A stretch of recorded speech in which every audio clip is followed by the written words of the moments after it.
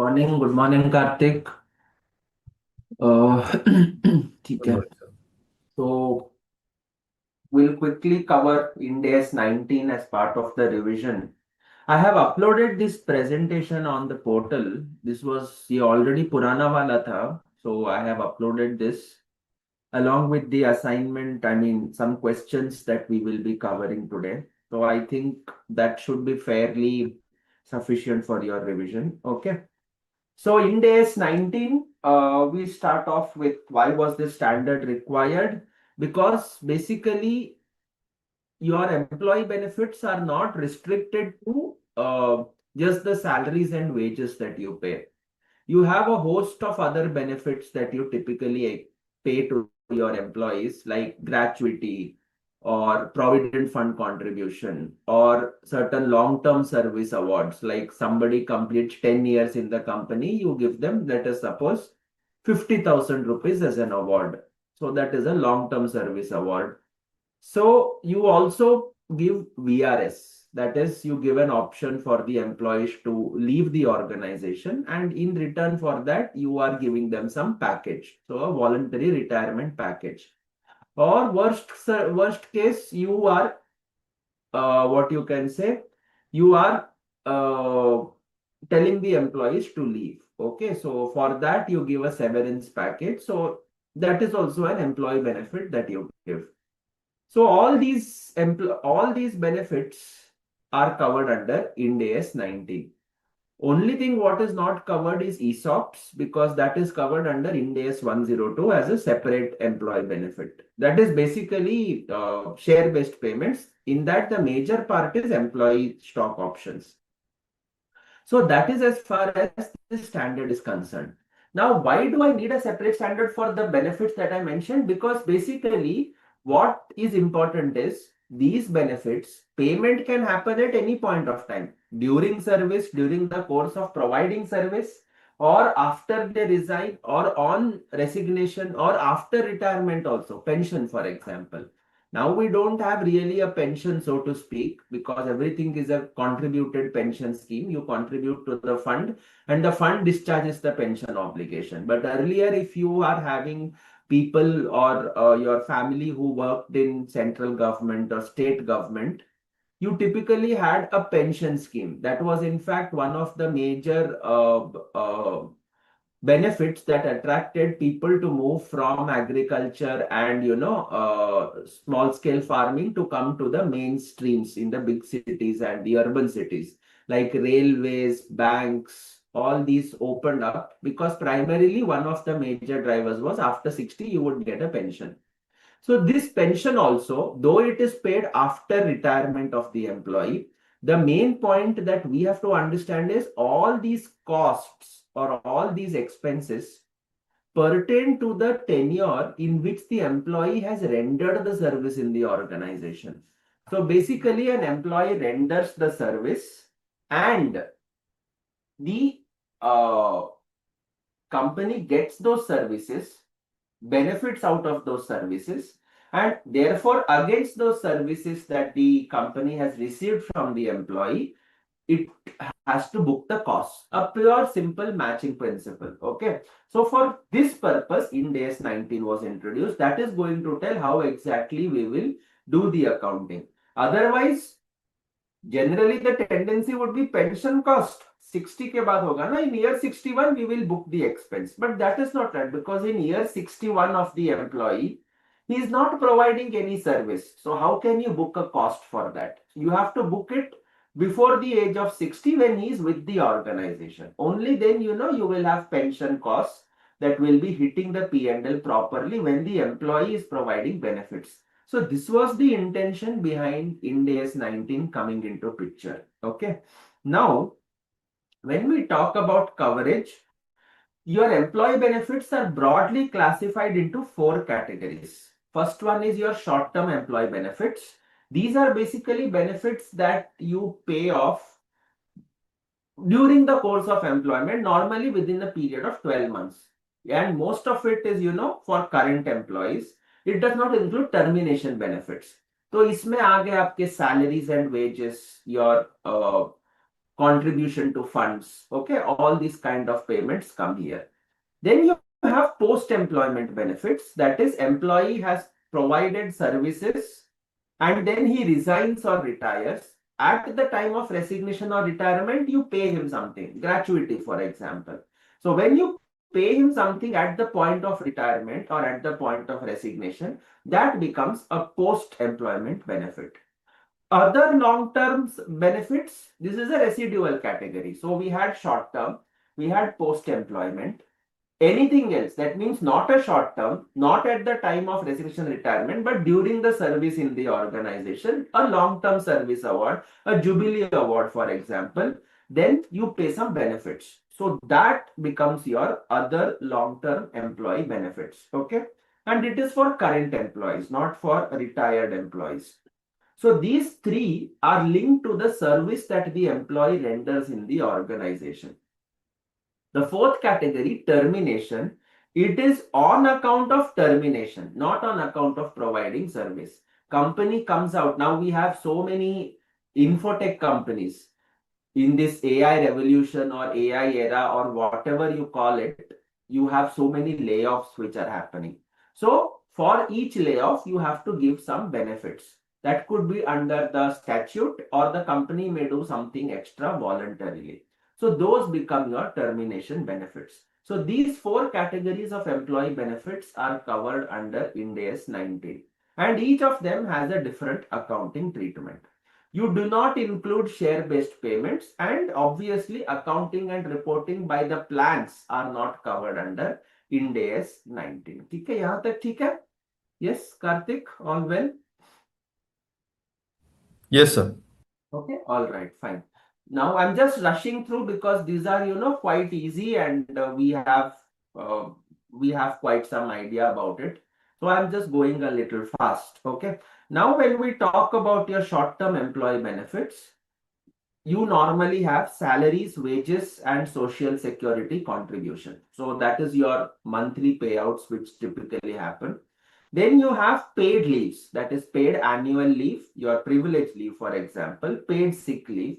So all these are your leave which happens. This is not the leave encashment, which is the long-term leave encashment, which you see that you would normally be seeing a leave encashment of your parents or your relatives who work in central government, state government organizations, where the accumulated leave, they accumulate, and probably at the time of retirement also, they take the cash. They take the cash at the time of retirement for the leaves unutilized. That becomes a long-term benefit because that is settled beyond the period of 12 months. Okay, it is carried indefinitely. Okay, this is a case of leave where the lapsing happens within 12 months. Okay, within the next year, the lapsing is going to happen. So how do you intend to account for that? Those type of leaves are being dealt with under short-term employee benefits. Then you have profit sharing and bonuses, again a similar type. And then you have certain non-monetary benefits. So all these are covered here. What is the biggest advantage? Accounting is straightforward for short-term employee benefits. No valuations, no actuarial assumptions, no actuarial accounting. It's a plain simple accounting. You hit the expenses as a debit and you credit cash or payables to the employees. That's it. If you are providing it for any asset construction, then you will debit the asset account. Okay, so that is as far as your short-term employee benefits are covered. Now here we discuss, there is only one thing that you have to discuss because you are fairly comfortable with accounting for salaries and wages. That I don't have to discuss. We have to discuss something known as compensated absences. What do you mean by compensated absences? So this gets divided into two categories. One is accumulating paid absences. One is non-accumulating paid absences.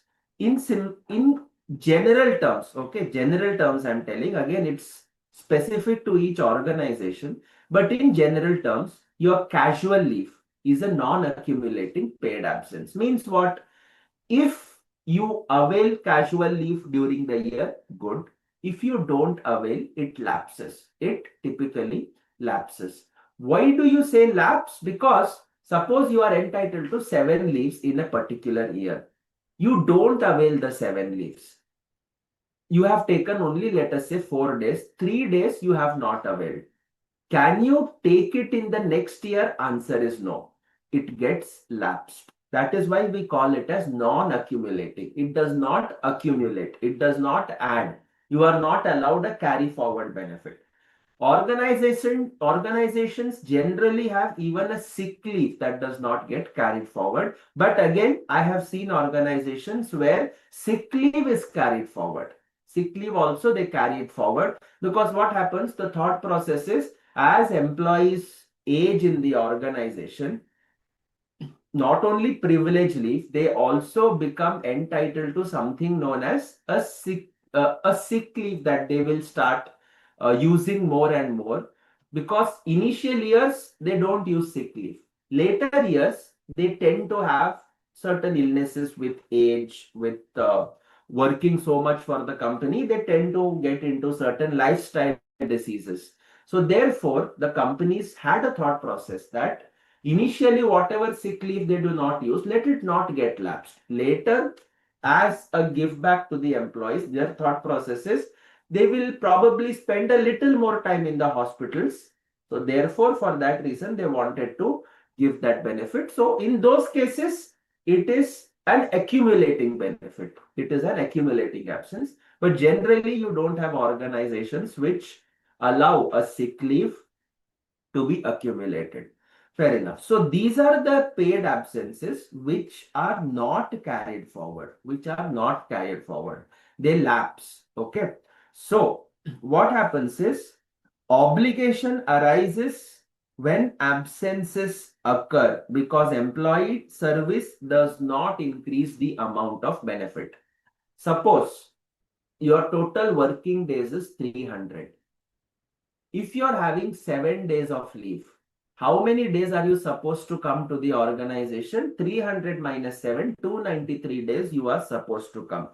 Now, when you come for 293 days or 295 days or 297 days, will I pay something extra to the employee for those 2-3 days of sick leave he has not availed?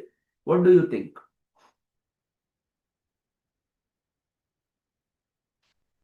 What do you think? An employee, see, the working days in an organization, let us suppose it is 300.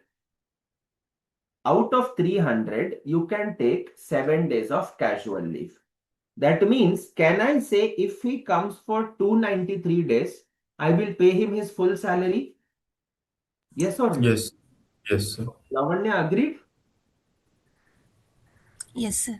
Okay. Now, suppose he has taken only 4 days. Suppose he has taken only 4 casual leaves. How many days he has come, that means? Can I say he has 296. come for 296 days? Yes. Yes, sir. That means he has come for 3 extra days, right? Yes or no?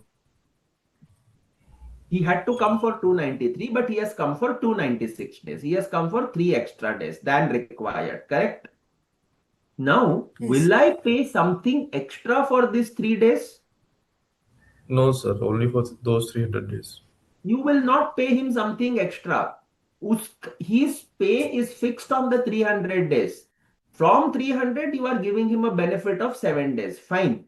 But he's getting a payout for 300 days. You will not pay him additionally for the 3 days that he has come without availing the casual leave. So therefore, your employee service does not increase the amount of benefit. Are you able to follow? If he has not taken this leave at all, he has come for entire 300 days, then also you will pay him an equivalent of 300 days. If he comes for 293 days, then also you will pay him for 300 days. So coming to the organization without taking the casual leave is not resulting in any extra payment to him. Yes or no? Understood? Yes. And that is why you straight away record the expense based on the absences occurred. It's a pretty straightforward calculation. You don't have to do anything for non-accumulating paid absences. He has come, he has not come, you record the expense and finish it off. This is the easy part. You don't have to do anything here. The interesting part lies in accumulating paid absences. These are the absences which you can carry forward, for use in the subsequent periods. What does it mean? It means that if I have not availed a leave, I can carry it forward. I can carry it forward to be utilized in the next year. Obligation arises as employees render the service that increases their entitlement to future paid absences. In this case, again, suppose 300 days are there, working days in a year, and let us suppose the privilege leave that you give is 30 days. Let us suppose you give a privilege leave of 30 days. Okay. That means, can I say, even if an employee comes for 270 days, he will get 300 days salary? Yes or no? Yes. Yes. Lavanya? Yes, sir. Yes, sir. Now, let us suppose out of 300 days, he has taken leave only for 20 days. So can I say he has come to the office for 280 days? Yes.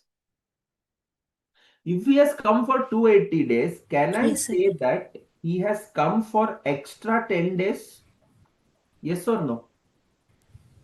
Yes. Yes, sir. The question is, in accumulating paid absences, are you compensating for these extra 10 days? Answer is yes, you are compensating for these extra 10 days. Because what is the word? As employees render the service, he has rendered service for extra 10 days. So for this extra 10 days, he is going to get compensated. Are you able to follow? Yes. Yes, sir. Yes, sir. Non-accumulating, he was not getting compensated.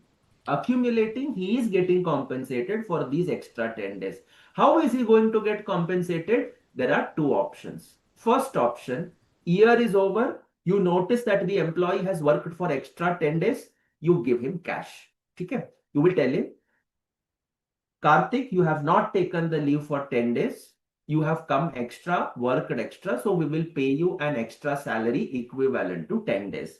That we call it as vesting benefits. Vesting, accumulating paid absences. You have come for extra, you will be paid extra, and the matter is closed at the end of the year. So employees are entitled to cash payment for unused entitlement on leaving the entity. Is it okay? Vesting is clear. Yes. Any doubts here? Yes, sir. No doubt, sir. No, sir. Now, let us take the case of Lavanya. She has come for extra 10 days. But Lavanya says, and the company also has the policy that I do not want cash. I want to carry this leave forward to the next year. I want to carry this leave forward to the next year. So the company says, fine, that is there as part of your policy. That is there as part of your policy. So therefore, we will not give you cash, but we will give you additional days in the subsequent year. That means what? That means in the second year, let us suppose you had again 300 days. Out of 300 days, Lavanya can take a leave of 40 days and come to the organization for only 260 days. Yes or no? Yes. Yes, sir. Even if Yes. she comes for 260 days, she will get complete salary of 300 days. Are you able to follow? Yes. Yes, sir. Yes, sir. Now, the point to remember is this. What happens is cash payments, we are very comfortable in accounting because cash is actually getting settled. You book the expense in that year. Now, in the second case, Lavanya has worked extra 10 days in which year? In the first year. She has worked for 10 days less in the second year. So tell me, on a simple matching principle, shouldn't the cost of Lavanya's services be higher in year 1 and lower in year 2? Yes or no? Yes, Yes, sir. sir. Exactly. So that is the point that students generally tend to miss. They are very comfortable with non-accumulating paid absences. सही से कर देंगे वो. Accumulating paid absences for which there is a cash payout, that also they do correctly because cash is actually getting paid and the liability is getting squared off. So therefore that also they do properly. In the third case, that is your non-vesting, where you can carry forward the leave, what happens is that incremental 10 days in our example, which was not taken by employee in year 1, the the student fails to recognize that expense in year 1 and instead books that expense in year 2. In year 1, 300 days salary he would be paid even if he came for 270 days. Employee came for 280 days. That extra 10 days, the work which has happened, you have to recognize that cost in the first year. But sir, we are not making any payment. Doesn't matter. You are allowing the employee to carry forward this leave. So next year, employee can take more leaves and come less. So technically, the cost that hits the P&L in the second year should be lower than what is hitting in the first year because work is done more in the first year and less in the second year. So here generally students tend to make a mistake. So that is one thing you will have to be clear about. Okay, is it okay? Fine. Can you understand? Yes, sir. Yes. So now you have certain illustrations in the study material. You could go through these illustrations. I will run through one or two illustrations only. So illustration 1, you can do it for homework. Illustration 2, 3, 4, 5. We will do illustration 6. Okay, we will do illustration 6 from your study material.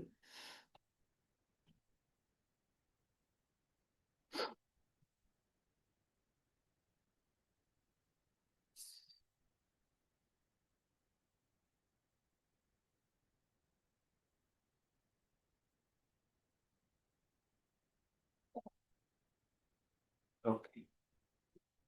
See, Acer Limited has 350 employees, same as a year ago.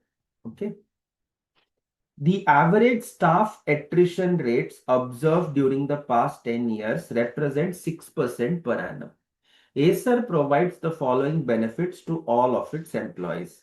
Paid vacation, 10 days per year, regardless of date of hiring. So whenever employee joins, you will give him 10 days. No pro rata business, nothing. Even if he comes say on the last day of the year, he will get 10 days of leave.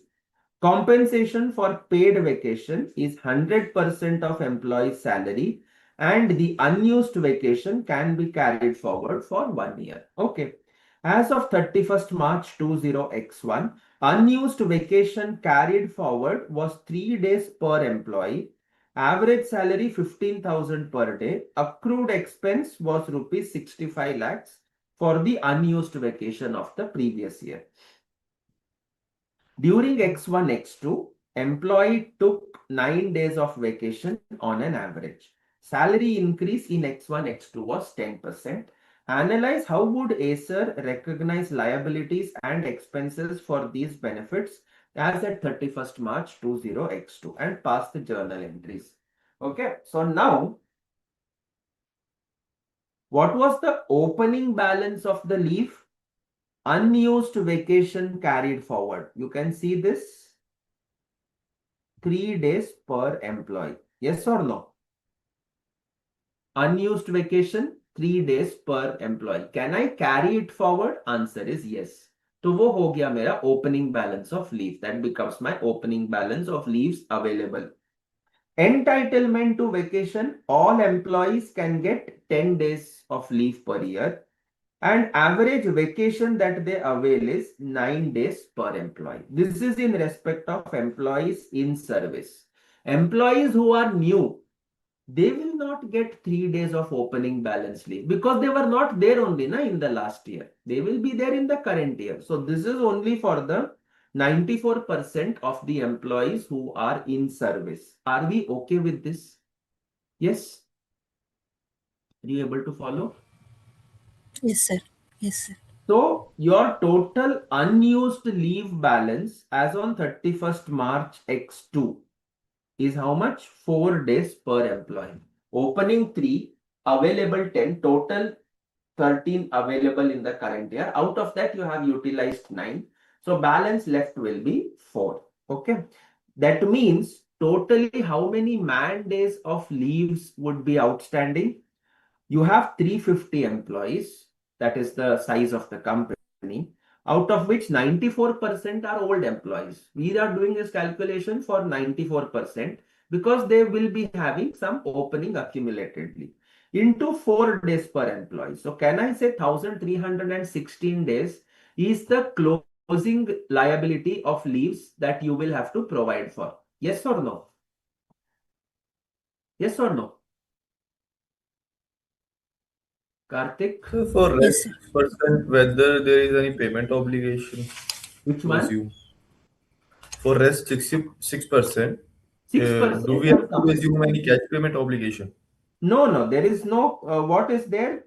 They are saying it is carried forward. So for the 6% also, there is no cash payment. That 6% we are discussing as part B, newcomers. Okay. Newcomers, there is no opening balance. They have just joined in the current year, so opening balance is 0. They will be getting 10 days per employee. Again, they have also utilized 9 days. So therefore, for the new employees, 1 day leave will be carried forward. 1 day leave will be carried forward. So 350 into 6% into 1. So that is 21 man days. Yes or no? So total number of unused vacations for the newcomers will be 21. So total old plus new, 1316 plus 21, that gives you 1337 man days. Are you able to follow? Yes? Yes, sir. Yes, sir. You able to follow? Anybody has any doubts? Shachi. Okay, so this is a new girl. Yes, I hope you are able to understand. You have joined. Not sure when you joined. Okay. So 1337 man days is what is your total leave. That means what? Next year, can these employees come for 1337 man days less and still get the same salary? Yes, sir. Yes. That means what? Current year, they have come for 1337 extra days. Yes or no? वही हुआ ना? Yes, sir. Right. So that means Yes, cost sir. should hit the current year. Are you able to? Yes? Yes, sir. Yes or no? You are not paying in the current year, but you are allowing them to take this leave to the next year. So I have to recognize that liability in the current year. So for 1337 man days, how do I calculate the liability? Average salary 15,000, increase 10%. So 16,500 becomes your average per average salary per day, 16,500. That you just multiply it with 1337. So 2 crore 20 lakh 60,500. That becomes your unused paid vacation. What you can say, calculation for unused paid vacation for the current year. That is the closing balance. Are you able to follow this? Yes? Did you follow? Any doubts? Yes, All clear. Okay. clear. Now, there is an opening 65 lakhs accrued expense for X0, X1 was 65 lakhs. Yes or no? Yes? What will happen to this 65 lakhs? Again, we are doing this as part of short-term employee benefits. That means this 65 lakhs has to be settled in the current year. This was last year's balance, which has to be settled in the current year. So that is going to get settled. Provision for leave encashment account debit, 65 lakhs to cash bank. You will pay it off. That's it. Okay. Are you able to follow? Did you understand? Karthik, Lavanya. Yes, sir. Yes. Karthik, clear? Sir इसमें full 1337 days का provision हमने X1 X2 पे book किया but 3 days पर employ तो पिछले साल का था ना. हाँ, बट अभी फीफो बेसिस हमने अज्यूम किया ना. सो जब उन्होंने 9 दिन लिया है, सो 9 दिन में से they are first taking 3 of the previous year, correct, 6 of current year, so 4 days will be left of the current year. समझे? ओके ओके ओके यस, कहीं पे लिखा है हमने, I think it is mentioned here.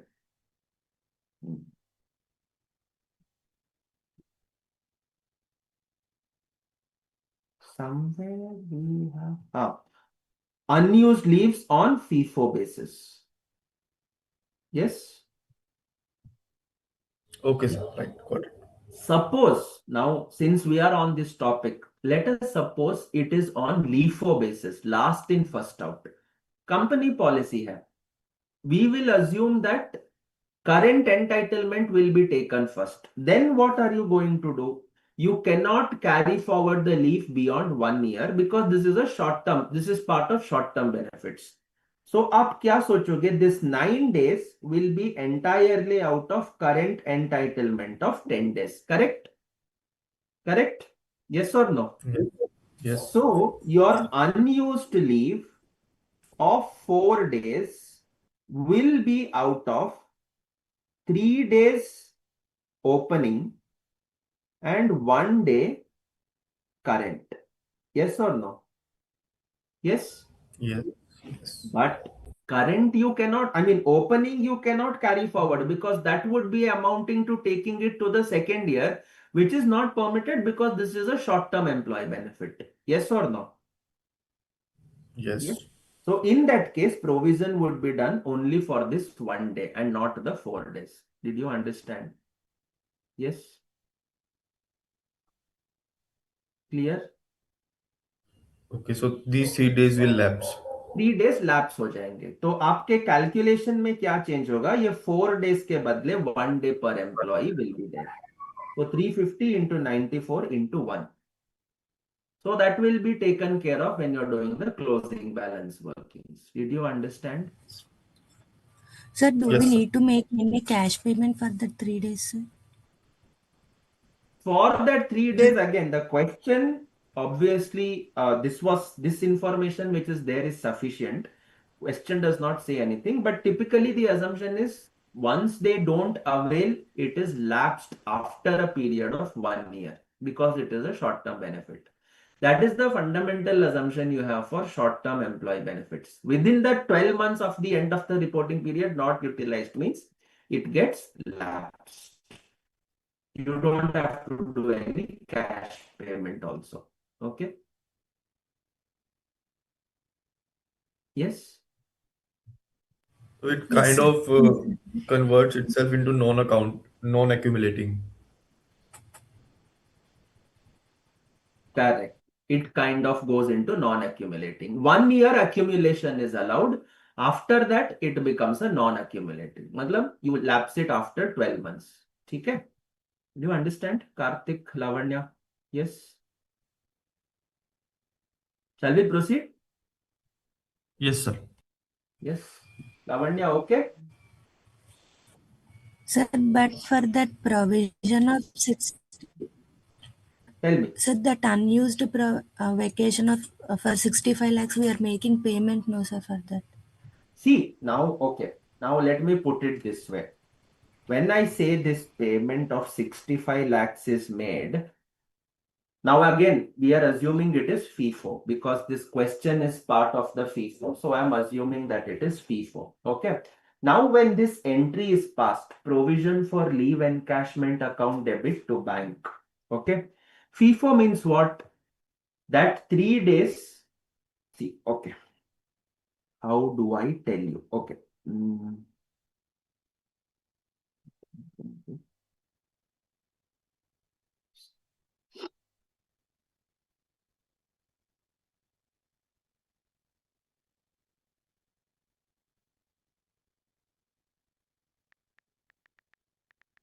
Okay.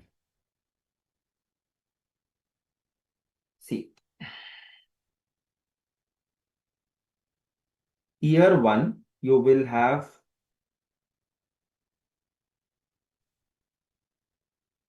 employee benefit expenses. You will pay something and you will make a provision for that 65 lakhs. Correct?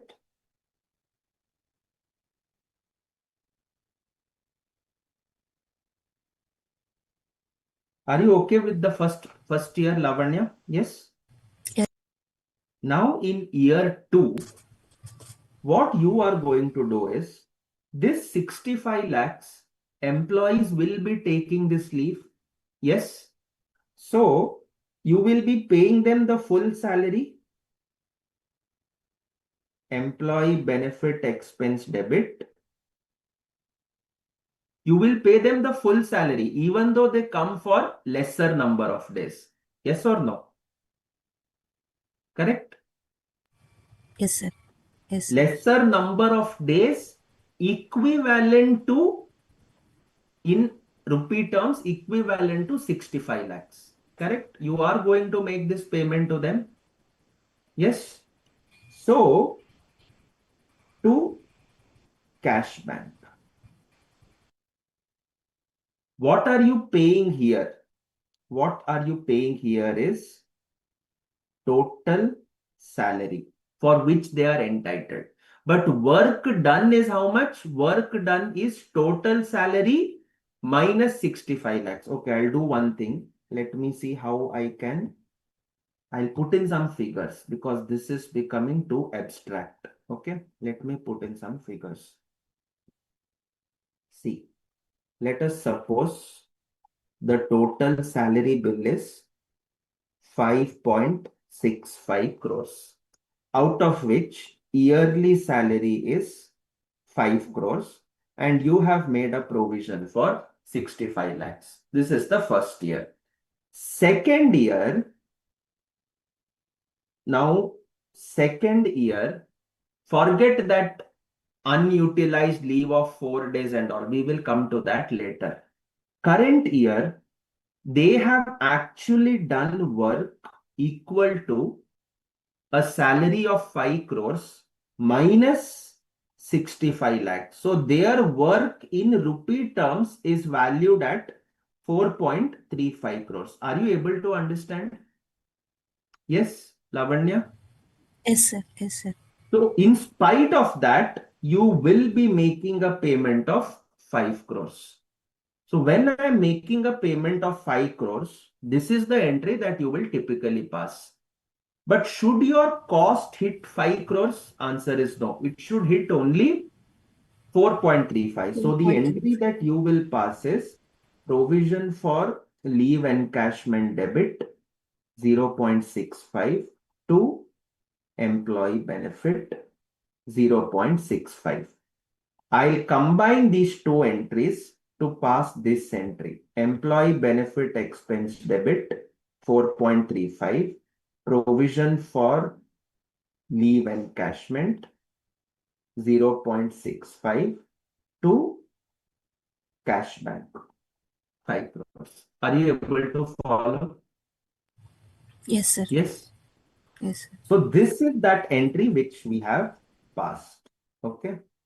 65 lakhs, you said you are paying in cash, no? I'm not paying it in cash as an isolated item. It is part of the overall payment structure. Is it okay? Yes, sir. Got it, sir. Thank Got you. it? Okay, fine. Perfect. So, Karthik is also clear. So that is this question. And generally speaking, this is how the workings flow in organizations. Okay. Because, this is more of an estimate that we are doing. End of the day, see, 1,337 man days. is an estimate. Next year, I assume employees will avail 1,337. They may avail less also. I really don't know. But on a broad macro perspective, 1,337 man days is what is the calculation that best suits our reality. ठीक है? तो Kartik, is it okay? Lavanya, is it okay? Yes, sir. Sir. Okay. Shachi, are you there? Okay, fine. ठीक है. So let Yes, us. sir. Okay, fine. So I hope you understood, right? Yes, sir. Yes, sir. Okay, ठीक है. So let us move on to the next part. This question we did. Okay. Then you have, this is more theoretical. You don't have much of questions on this side. You can just mute yourself, Shachi, if it's okay. Yeah. All right, thanks. Yeah. So profit sharing and bonus plans. Here, typically, you end up paying some portion of the profit that the organization has made during the year to the employees. So that becomes your profit sharing and bonus plans. Sometimes there is a bonus practice that is being followed. Okay. And it is not a legal obligation, but you are doing it out of practice. Okay. जैसे India में, for example, for an organization to whom payment of bonus act is not applicable, let us assume a small organization, payment of bonus act is not applicable, they do not have to legally pay the bonus, but as practice, every Diwali they give a 1 month salary as a bonus. We call it as a constructive obligation. Have you studied the word constructive obligation? Do you know what is a constructive obligation? You can answer. Yes. Yes, sir. Karthik, Lavanya, Shachi. Yes. You know what is a constructive obligation? Yes, sir. Yes. What it is? So there exists a liability on the organization Tell me because of some. what do you understand by So any because of liability some? which is in the interest of the organization or in the interest of the employees can be termed as constructive obligation. So basically, constructive, not only employees, okay, this is employee benefit, so we call it as employee in the interest of employees. But basically, company does not have any legal binding, but it does something extra. And that something extra which it does creates an expectation in the minds of the recipient. Okay. So you are doing something extra. Because you are doing something extra, the counterparty expects it. And because the counterparty expects it, now you cannot run away without fulfilling that obligation. Counterparty sues you, you will win the case because you are legally not required to do that obligation. But realistically, can you survive? Realistically, can I survive? For example, you have a company, an ethical company, a company which is environmentally sensitive. Let us suppose this company is into, for example, let us suppose this company is into mining. Okay. Now, mining has a lot of environmental impact. Okay. So what the company has done is wherever it is having mines, the company has done a lot of social service. Like it has built schools, it has ensured that it has planted trees, much more than the environmental impact that it has, much more than the environmental impact that it has created, it has put much more trees than that. Okay, more than the destruction, it has done a constructive activity. Very rare to find such companies, but I'm making this up. Okay, now it has done this for the last couple of decades, even though there is no legal obligation. Can I say that when a new mine it is going to extract the minerals from a new mine, can I say that there is an expectation in the minds of the people, of the society, of the government that this company will do something extra? Can I say that there is a valid expectation? Yes. Yes or no? Yes, sir. Yes. So when there is a valid expectation, can the company now run away from that expectation? No, sir. No. Shachi, do you agree? Karthik, do you agree? Yes, sir, I agree. Yes. Yes, sir, agree. That is a constructive obligation. Similarly here, no legal binding. It is like आप बोलते हो ना, in a company, the one who works very sincerely, very diligently, he is always rewarded with more work, not rewards. Why? For this reason. That person believes that he does good work, definitely, but his good work is creating a constructive obligation for him. So he is rewarded with more work. That is how it works in constructive obligations. Okay. Now, coming to this constructive obligation.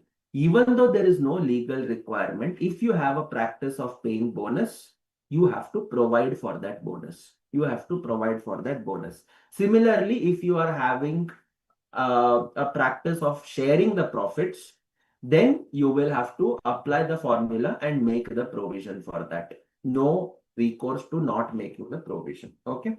All right. Fine. Next.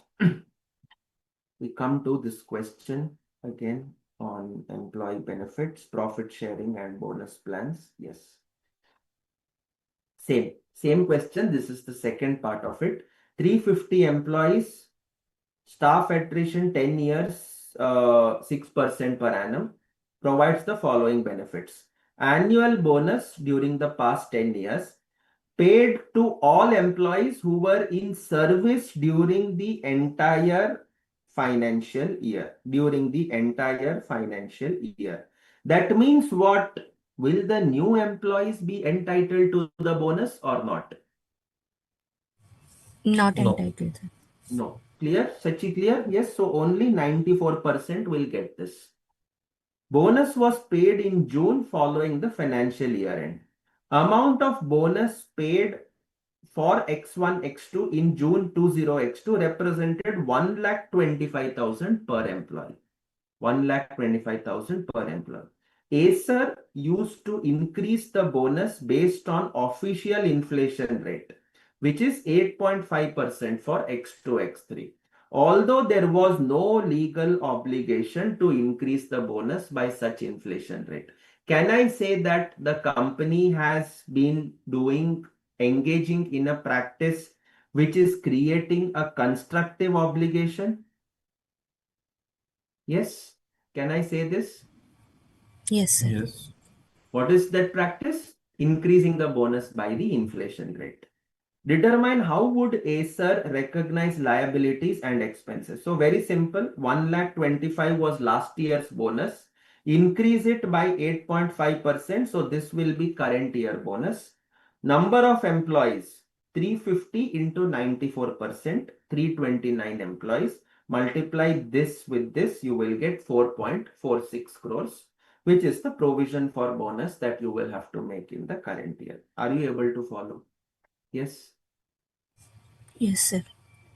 Karthik, yes. Shachi, Yes, good sir. to go? Okay, Yes, fine. sir. Perfect. So that takes care of this part, and we are done with short-term employee benefits. Now we come to the what you can say, the most important part of this chapter. That is your post-employment benefits.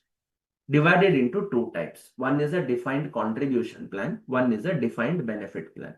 Again, out of these two, the easiest one is on your left. That is the defined contribution plan. That is why it is in green. The complicated one is on your right. The defined benefit plan. That is why it is in red. Now, what do you mean by defined contribution plan?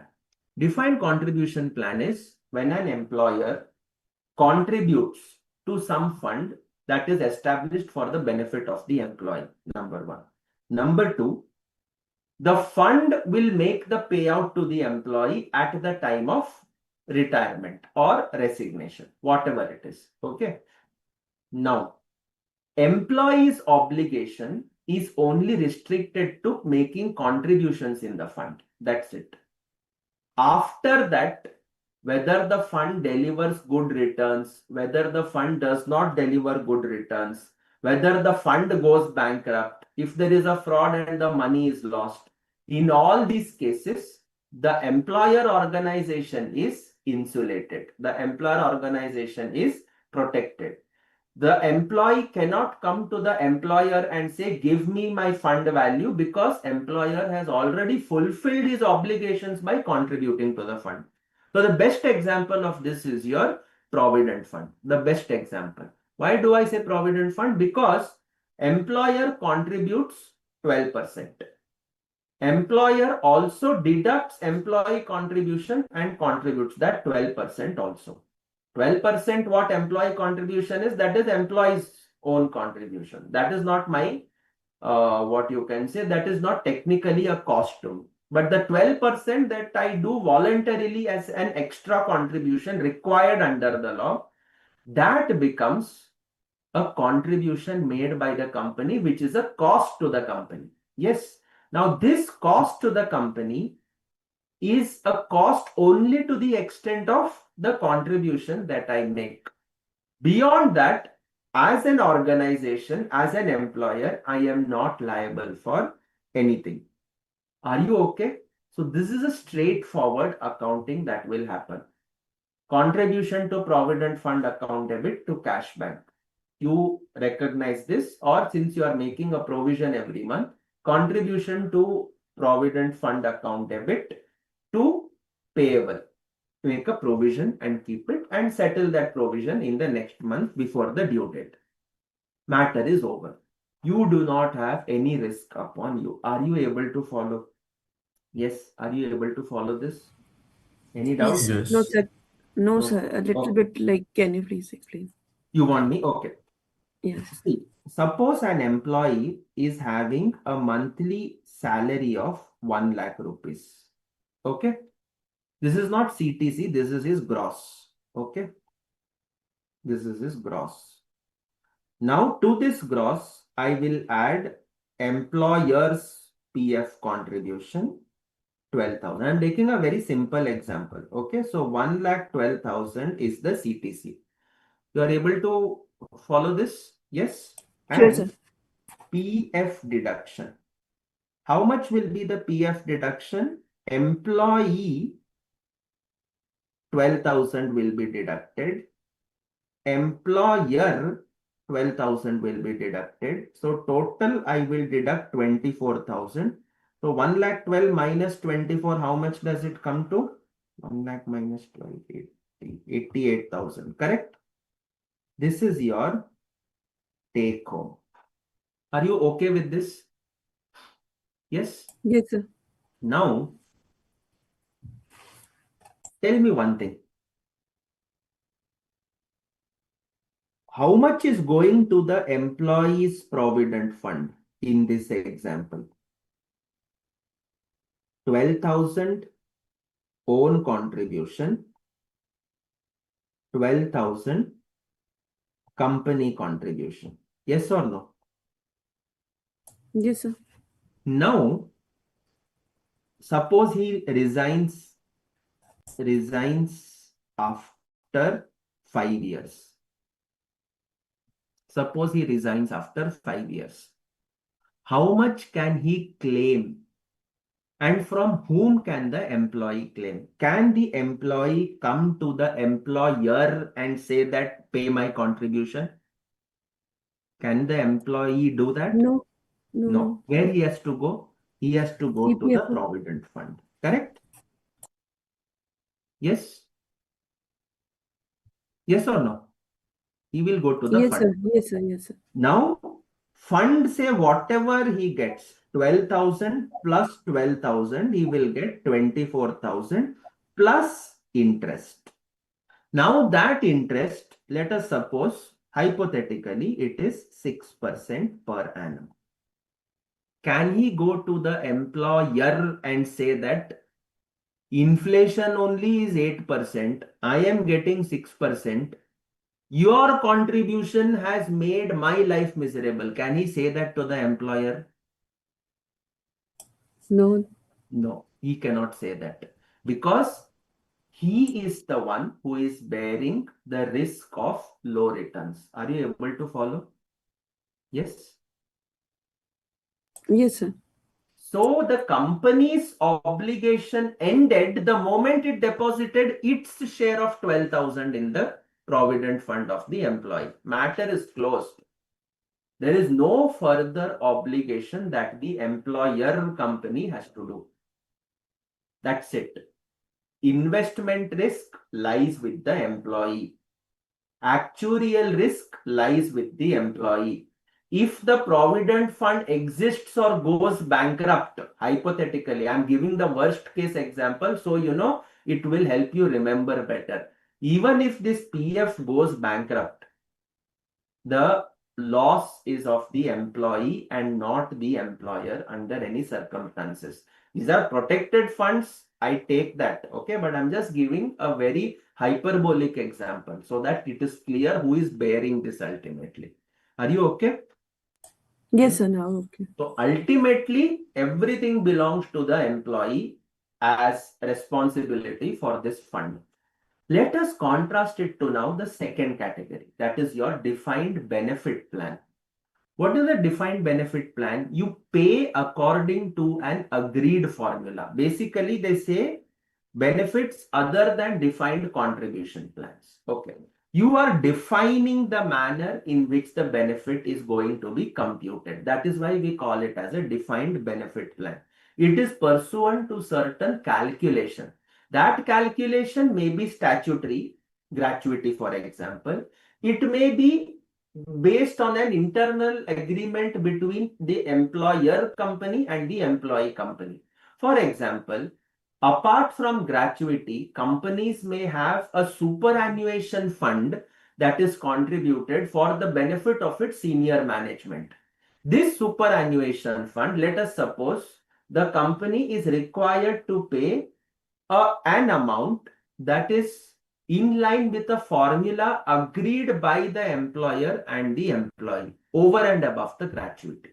So you are agreeing as to how the benefits will be paid. It is not a standard contribution. Now the company is stepping in and saying that, look, when you retire, I will pay you this amount based on this formula. So for example, it will be last drawn salary into 50% of that. I will pay you 50% of your last drawn salary for number of years served. This is the plan formula. You have defined the benefit as this formula, and employee also signed and he has agreed. Now tell me one thing. Can you as the company avoid paying this benefit when the employee resigns or retires? No, sir. No, we cannot avoid. You cannot avoid. Acha. Suppose you put this money aside and it did not give good returns. You put it in some low generating returns. You could get only 4%. There is a shortfall. Will you go to the employee and say, देखो, मैंने तुम्हारे नाम से invest किया था. I invested in your name, but it gave only 4%. So there is a shortfall. You please adjust. Do you think employee will listen to that? No. No.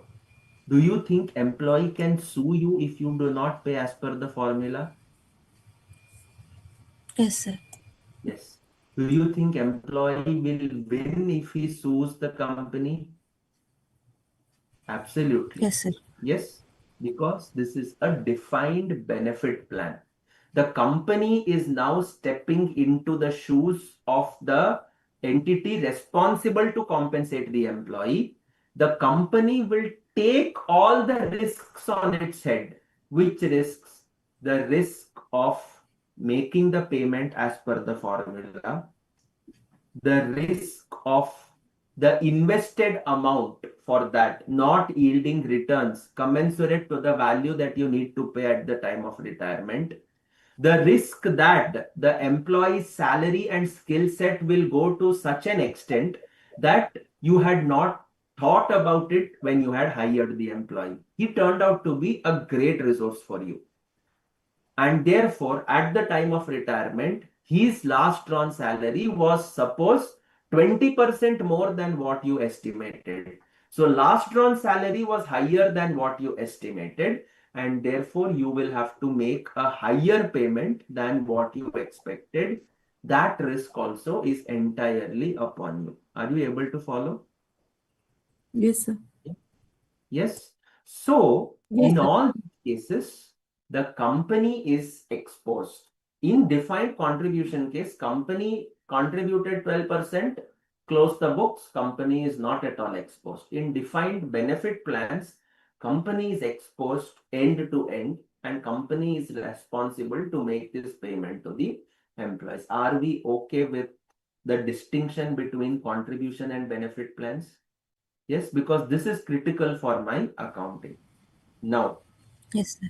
when I talk about defined, so these are some theories that you can go through. Okay, this is not really numerical based. So multi-employer plans, various employees come together, contribute to the fund, and then benefits flow out from them.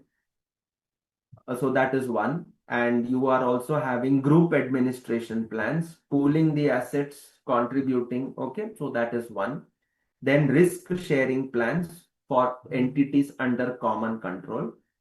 So all these you can go through. State plans, this is typically the provident fund that we just now discussed. Okay, so all these are there. Insured benefits also on similar lines. Go through this just for your homework.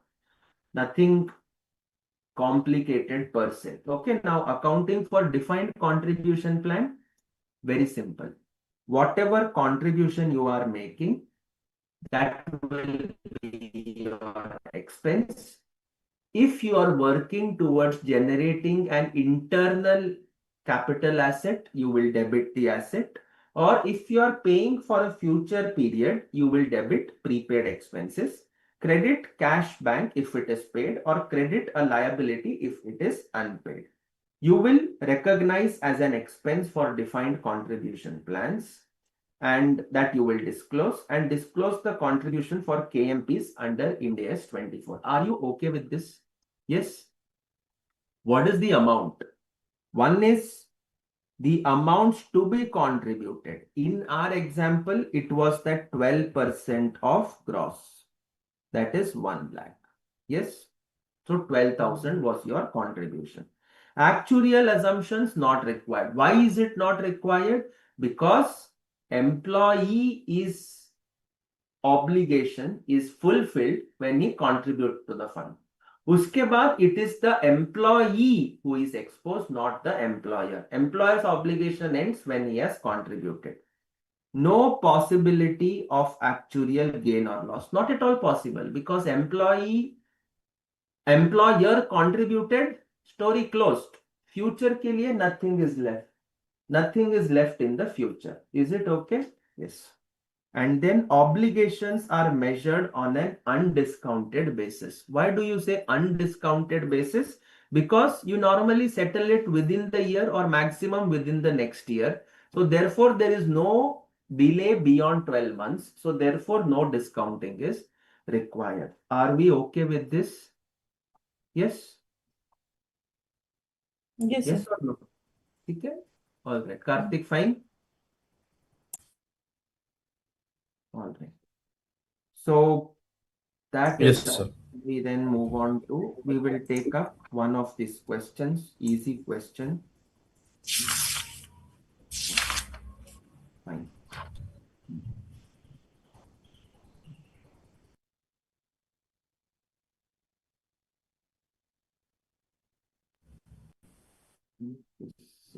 Yes.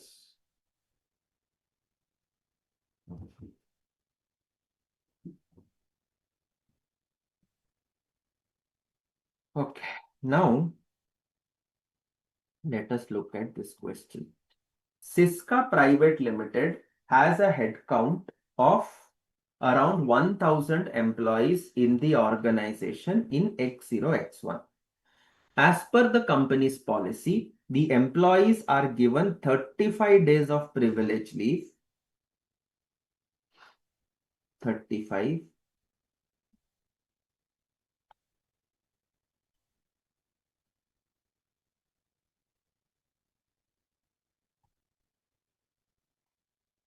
"15 days of sick leave and 10 days of casual leave." This is what they are entitled to.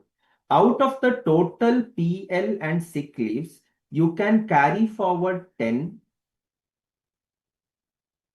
privilege leaves and 5 sick leaves.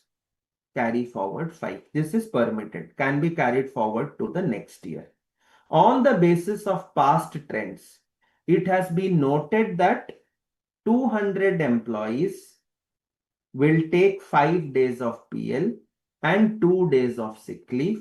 800 employees will take 10 days of PL and 5 days of sick leave. Okay, this is kind of a summary question for whatever concepts we have discussed. So this is the first one relating to leaves.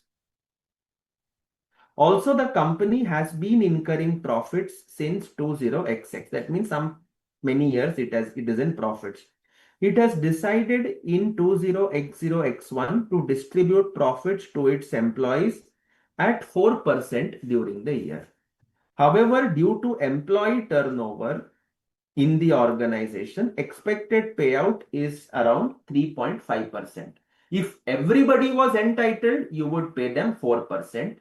But because some employees just joined, they are not entitled, the payout on a totality basis comes to 3.5% of the profit.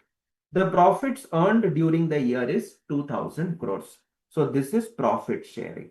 Profit sharing. Siska has a post-employment benefit plan, which is in the nature of a defined contribution plan, where contribution to the fund is 100 crores, which will fall due within 12 months from the end of the accounting period. The company has already paid 20 crores to its employees in X0, X1. What would be the treatment of the short-term compensating absences, profit sharing plans, and defined contribution plan in the books of the company? Okay. Tell me, Siska Private Limited leaves का data देखो. You are entitled to these many leaves, correct? Do you agree? You are entitled to these many leaves. Out of these leaves, you can carry forward these leaves to the future. You can carry forward these leaves to the future. What is the past trend saying? The past trend is saying 200 employees leave, 800 employees avail the entire 10 days that they are allowed to carry forward. 200 employees avail 2 days of sick leave and 800 avail 5 days of sick leave. Tell me, how am I going to account for this? Yes, tell me. Think a little. It's not a computation question. It is more about a conceptual question. Tell me.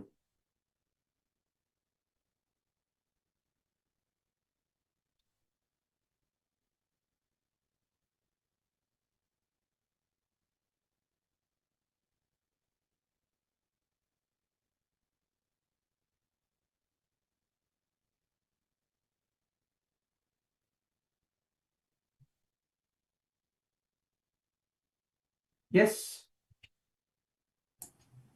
So we will be accounting for the unclaimed leaves which are Yes. taken by the employee.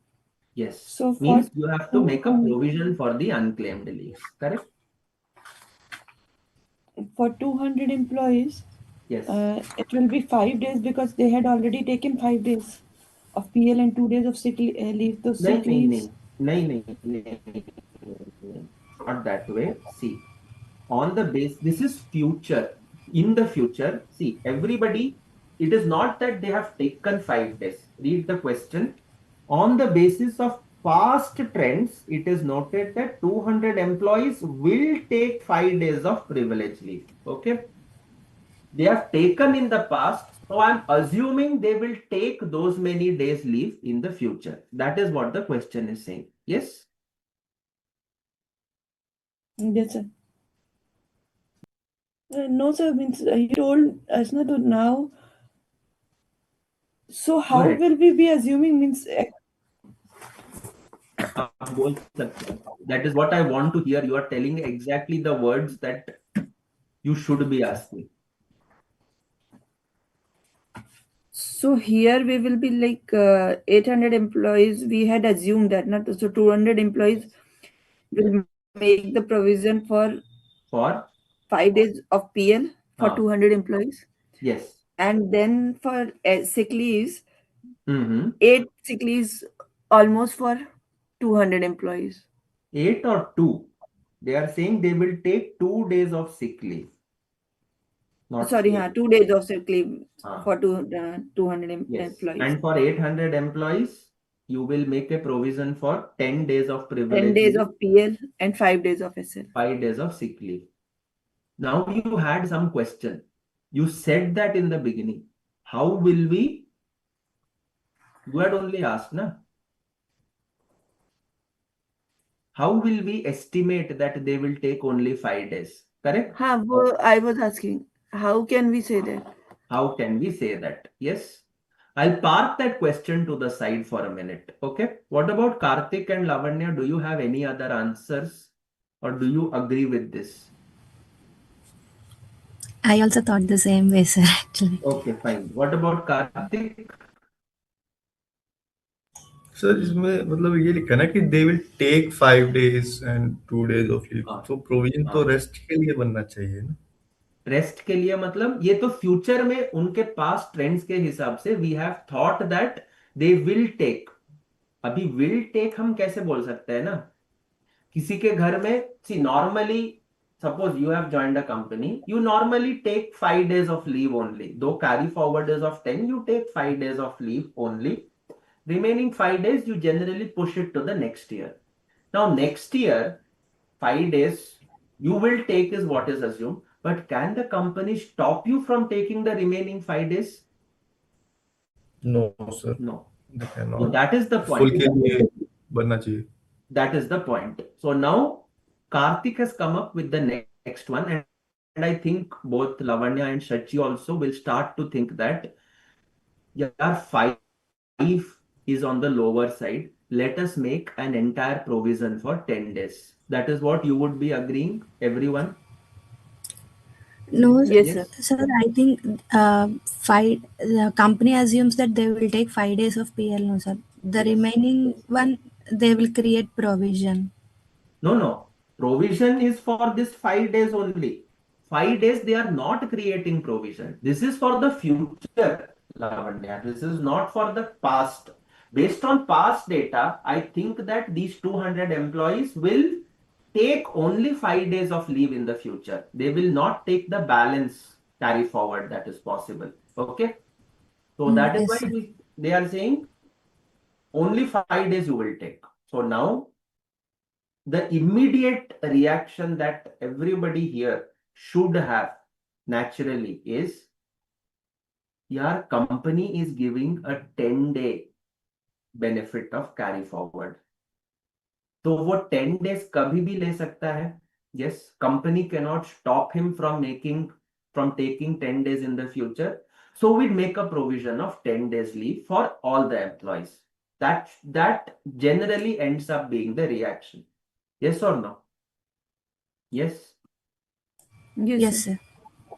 Even if an employee takes only 5 days leave in the past, nothing can stop him from taking extra 5 days. Correct? Nothing can stop him or her from taking extra 5 days. So our reaction is 10-day provision, do that. Make a 10-day provision. ज्यादा से ज्यादा क्या होगा, वो leave नहीं लेगा, provision पड़ा रहेगा, और we can reverse the provision. This is not what Ind AS 19 tells us. This is not what Ind AS 19 read with Ind AS 37 tells us. Always remember and always put this firmly in your head. Okay? Ind AS and AS come from totally different frameworks. Okay? The thought process behind accounting standards and Ind AS is there is a big shift. Accounting standard का जो framework है that had prudence as one of the key principles. Ind AS does not have prudence as a key principle. Ind AS has prudence as only an enhancing principle and not a key principle. The key principle in your conceptual framework is faithfulness, reliability of the financial statements, and not prudence. Are you able to follow? Yes? Yes, sir. Accounting standards में prudence was sitting here. Everything you had to be prudent. Prudent से क्या होता है पता है? What happens with prudence is you tend to overstate your liabilities. You tend to overstate your losses. You tend to understate your profits. You tend to understate your assets. That is the fundamental bias that comes into play when you prepare your financials using prudence as your concept. Are you able to appreciate this? Yes. Subconsciously, I'm not saying people deliberately do it. People subconsciously prepare the financials based on this framework. Is it okay? Yes? Yes or no? Yes, sir. Yes, हो जाता है वो, it happens. Let me give you one more example. I had given this in the last class when I had discussed, not yesterday, but when we typically do Ind AS 19, and when this question comes up, I normally give this example. You people have studied Ind AS 115, right? Revenue recognition, revenue from contracts with customers. Yes, Yeah. sir. At least Yes, sir. broadly you remember the principles, right? Usme there is one concept known as variable consideration. You remember? Yes, sir. Acha. Now in variable consideration, you will include that component of variable consideration if there is no substantive argument for not achieving that the conditions met to realize the variable consideration. Let us suppose you have L&T infrastructure constructing a bridge, okay, constructing a bridge or constructing a dam or building a road. Now, L&T infrastructure is an infrastructure company that has built thousands of infrastructure projects, that has managed thousands of infrastructure projects in India, right? So they will be having all the necessary experience, expertise, and reliability in forecasting the projects. Yes or no? Now, suppose the timeline for building this particular bridge or dam, whatever, let us suppose the timeline was 5 years. 5 years and the project cost was, let us say, 1,000 crores. Now, if they complete the project in 4 years, they will get a bonus of 100 crores. If they complete the project in 3 years, the total bonus will be 150 crores. So I'm just deviating purposely. So contract value, if you complete in 5 years, 1,000 crores. If you complete in 4 years, it is 1,100 crores. If you complete in 3 years, it is 1,150 crores. Basically, the bonus component is getting added. Now you tell me, and okay, so this is it. Now you have to complete the project in 5 years. There is no escaping. Now, if you are in AS9, if you are in that regime, this is a contract that is over a 5-year tenure. So will I recognize the revenue in the 5th year or will I proportionately recognize the revenue? What do you think? Yes? Proportionate. Proportionate. Proportionate. Shachi, you also agree? Proportionate. yes. All right. Suppose it was an accounting standard problem. आप लोग क्या करते थे? Timeline 5 years. Let us suppose everything is prorated. There is no, let us suppose every year I complete 20%. Okay. So I would say 5 years, 1000 crores. Revenue is equal to 200 crores per annum. Do you agree to this? Yes? Yes, sir. Yes, sir. Okay. Now suppose this was the mindset with which you would approach the revenue recognition. So I had year 1, year 2, year 3, year 4, year 5. I think that not estimate also. Project life is 5 years. So I will recognize 200 crores in the first year. I will recognize 200 crores in the second year, 200 crores in the third year. And to my good luck, or rather based on my efficiency, the project got over in the fourth year. The project got over in the fourth year.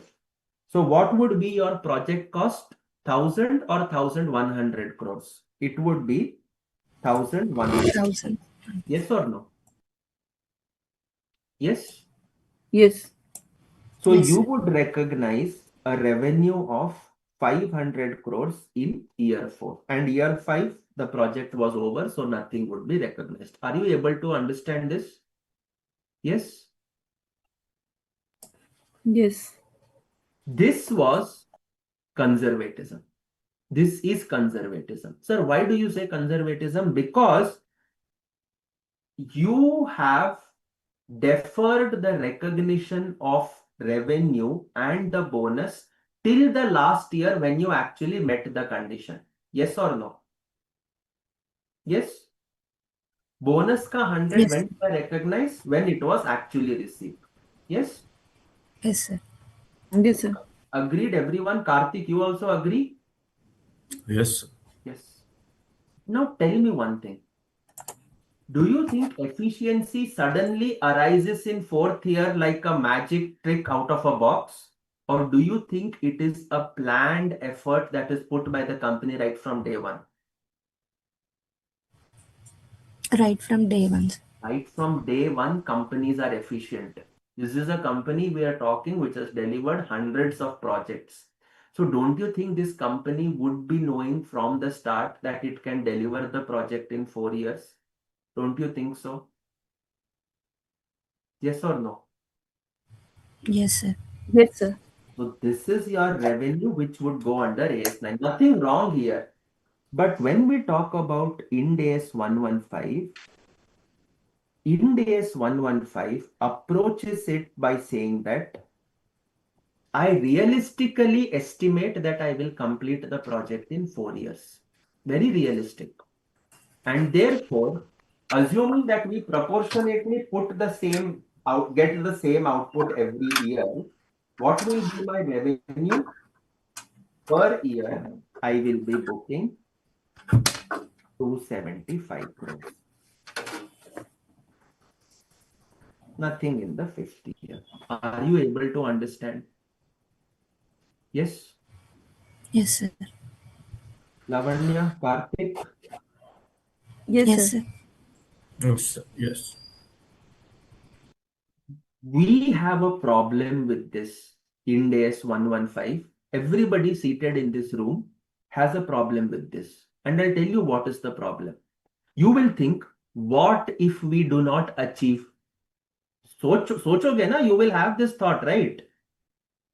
What if it goes to the 5th year? You will have this problem, na? Yes, yes, definitely it can. It can happen. That exactly is the mindset of a person who prepares financials based on prudence as the guiding, what you can say, guiding force. You will think it that way. I'm not saying it is wrong, but don't place prudence as the end goal in life. Okay. Now, suppose everything is normal, you meet this. Okay. Suppose, whatever be the reason, the company could not complete the project in 4 years. It went in the 5th year. And I came to know this only in the 4th year. Yes. Now, suppose company takes case, it moves to 5 years under Ind AS 115, right? Think about it. It's a very beautiful way of dealing with how the accounting happens. Year 1, you would have booked 275 crores. Year 2, you would have booked 275 crores. Year 3, you would have booked 275 crores. Can I book 275 crores in year 4? Answer is no, because your project is now not getting over in 4 years. It is Fourth year. getting over in the 5th year. Are you able to follow? Yes, sir. So in the 4th year, you will realistically estimate that my project cannot get over in year 4. It will move to year 5, and therefore the contract value will dip to 1000 crores. And because it will dip to 1000 crores, I have recognized 275 into 3. 825 crore revenue I have already recognized out of 1000.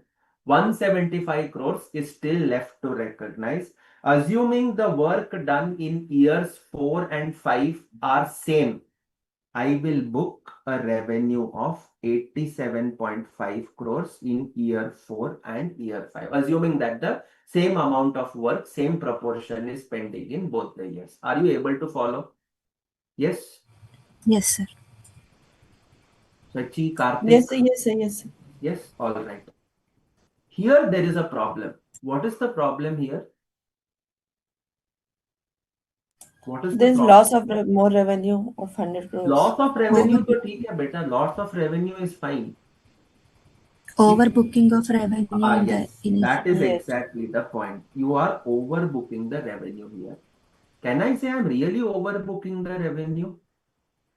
Suppose, let us put it this way. This was the year in which COVID hit you.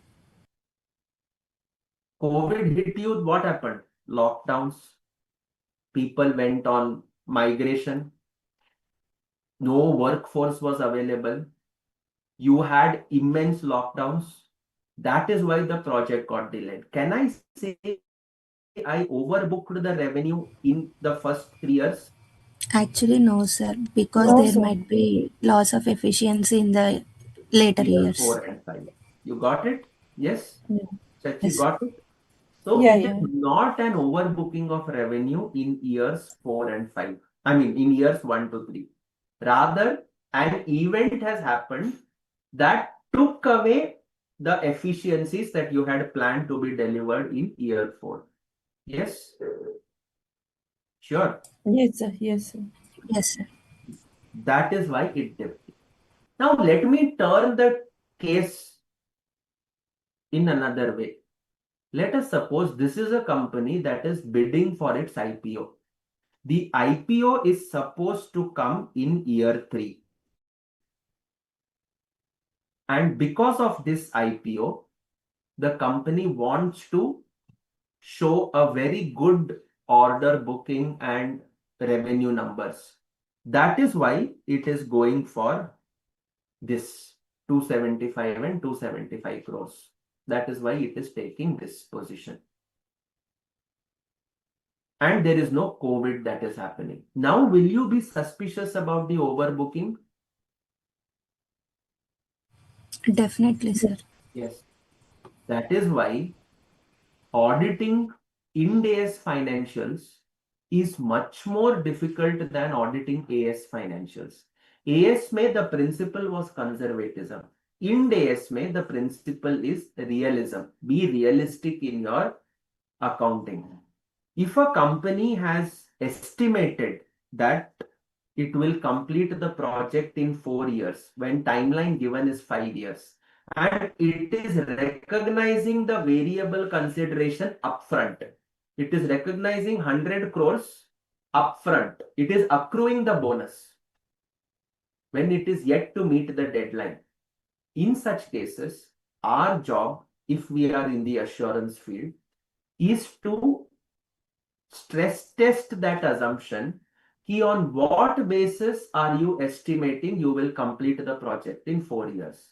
That is our job, that we have to audit the estimate that the management has taken, where it estimates that it will complete the job in a period of 4 years instead of 5. Yes, because company has given it, the government has given a timeline of 5 years. Are you serious you will complete within 4 years? Please explain how you will complete within 4 years. Your job is not to look at the calculation, not to look at the vouchers and tick 275 each year. Your job is to ask, how do you estimate that you will complete it in 4 years? Are you able to follow? Yes? Yes, sir. Sachi, Karthik, all clear? Yes. Yes, So sir. now coming back to our question. I estimate that it will take 5 days privilege leave in the future is an estimate backed by past data. So I realistically make a provision for only 5 days. Nothing wrong in this. But if this is a company which has been making losses over the past years and they want to reduce those losses, this is an area that they can potentially make an estimate, make an incorrect estimate, and we go ahead and certify that as true and fair.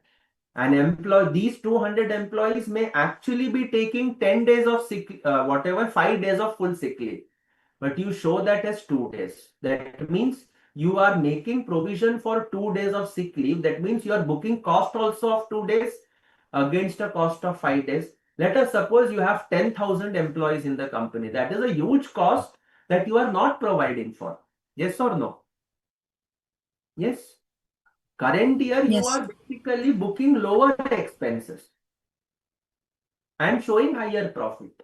So that is why technically this is a matter of audit that I am explaining. But from an accounting perspective, if you have the data, please book and make a provision of 5 days and 2 days for 200 employees, 10 days and 5 days for 800 employees. Nothing will stop you. But you need to have adequate backup of the data for these 200 employees. That's all that I have to say. So don't make provision for the entire liability. It's not required. Make the provision for that liability which you expect will be realistically settled in the subsequent year, settled in the form of leaves carry forward to be utilized. Are you able to follow? Yes. Yes, sir. Yes, sir. Yes. Karthik? Yes, sir. So your reactions were totally justified, but it's what you have to think about it is how realistic am I doing the accounting? Ultimately, you certify the financials as true and fair. So am I being fair when I make a provision for 5 days of privilege leave for these 200 employees? If you are fair, it is okay. Now, next year, suppose these employees take 7 days of leave. You have past trends. You thought they would take 5, they took 7. Fine. Treat it as a change in estimate and book the 2 days additional leave they have taken as next year's cost and move ahead. Nothing wrong in that. But the 5 days that you have estimated is based on solid background of past periods trends. Nothing wrong in that. Even if you are the company, you prepared your financials on this basis, and your auditor challenges you by saying that you have an obligation to give 10 days of leave. How are you taking 5 days? You can confidently show him, look, this is the employees, this is the past 5 years trends. They have never taken more than 5 days. They have mostly taken 3 to 4 days only. I am making a 5-day provision out of safety. The data is there for 4 days, but I'm keeping a 1-day buffer if they take. These are our top management level employees. And when you present that data, that should convince the auditor that the estimate that you are making is based on sound data and not just a whim and fancy of the finance team. Are you okay? Convinced? ठीक है? Yes, sir. Yes, all right. Now coming to the profit sharing. You estimate that it will be 2000 crores at 3.5%. That is how you will work it out. 4% if everybody got, but because of the redundancies, because of the attrition, your employees attrition, it falls to 3.5%. So you will be making a provision for 70 crores. Are you okay with this? Yes? Any doubts? No doubts? No, sir. So अभी तो this is नहीं. done. This is done. Yes, all right. ISCA has a post-employment benefit plan. Contribution to the fund is 100 crores, which will fall due within 12 months. So you will recognize a cost of 100. Paid is 20, so liability will be 80. Liability will be 80. So amount of 80 crores will be recognized as a liability. Okay. If anything excess is paid, then it will be prepaid. Okay. So this is a defined contribution plan. So all that is done. Yes, defined contribution plan. Any doubts so far? No doubts. Can I move ahead? Yes. Sir, we Shashi. can move on. Yes. Karthik. Yes, sir. Clear. Swaminathan. All well? Yeah. All right. That takes care of this. And coming back to my presentation, this is done. Okay. Now we come to defined benefit plans. This is the heart of the standard. Okay. I think we'll be spending around 40-45 minutes covering defined benefit plans. And once this is done, then you have just two very small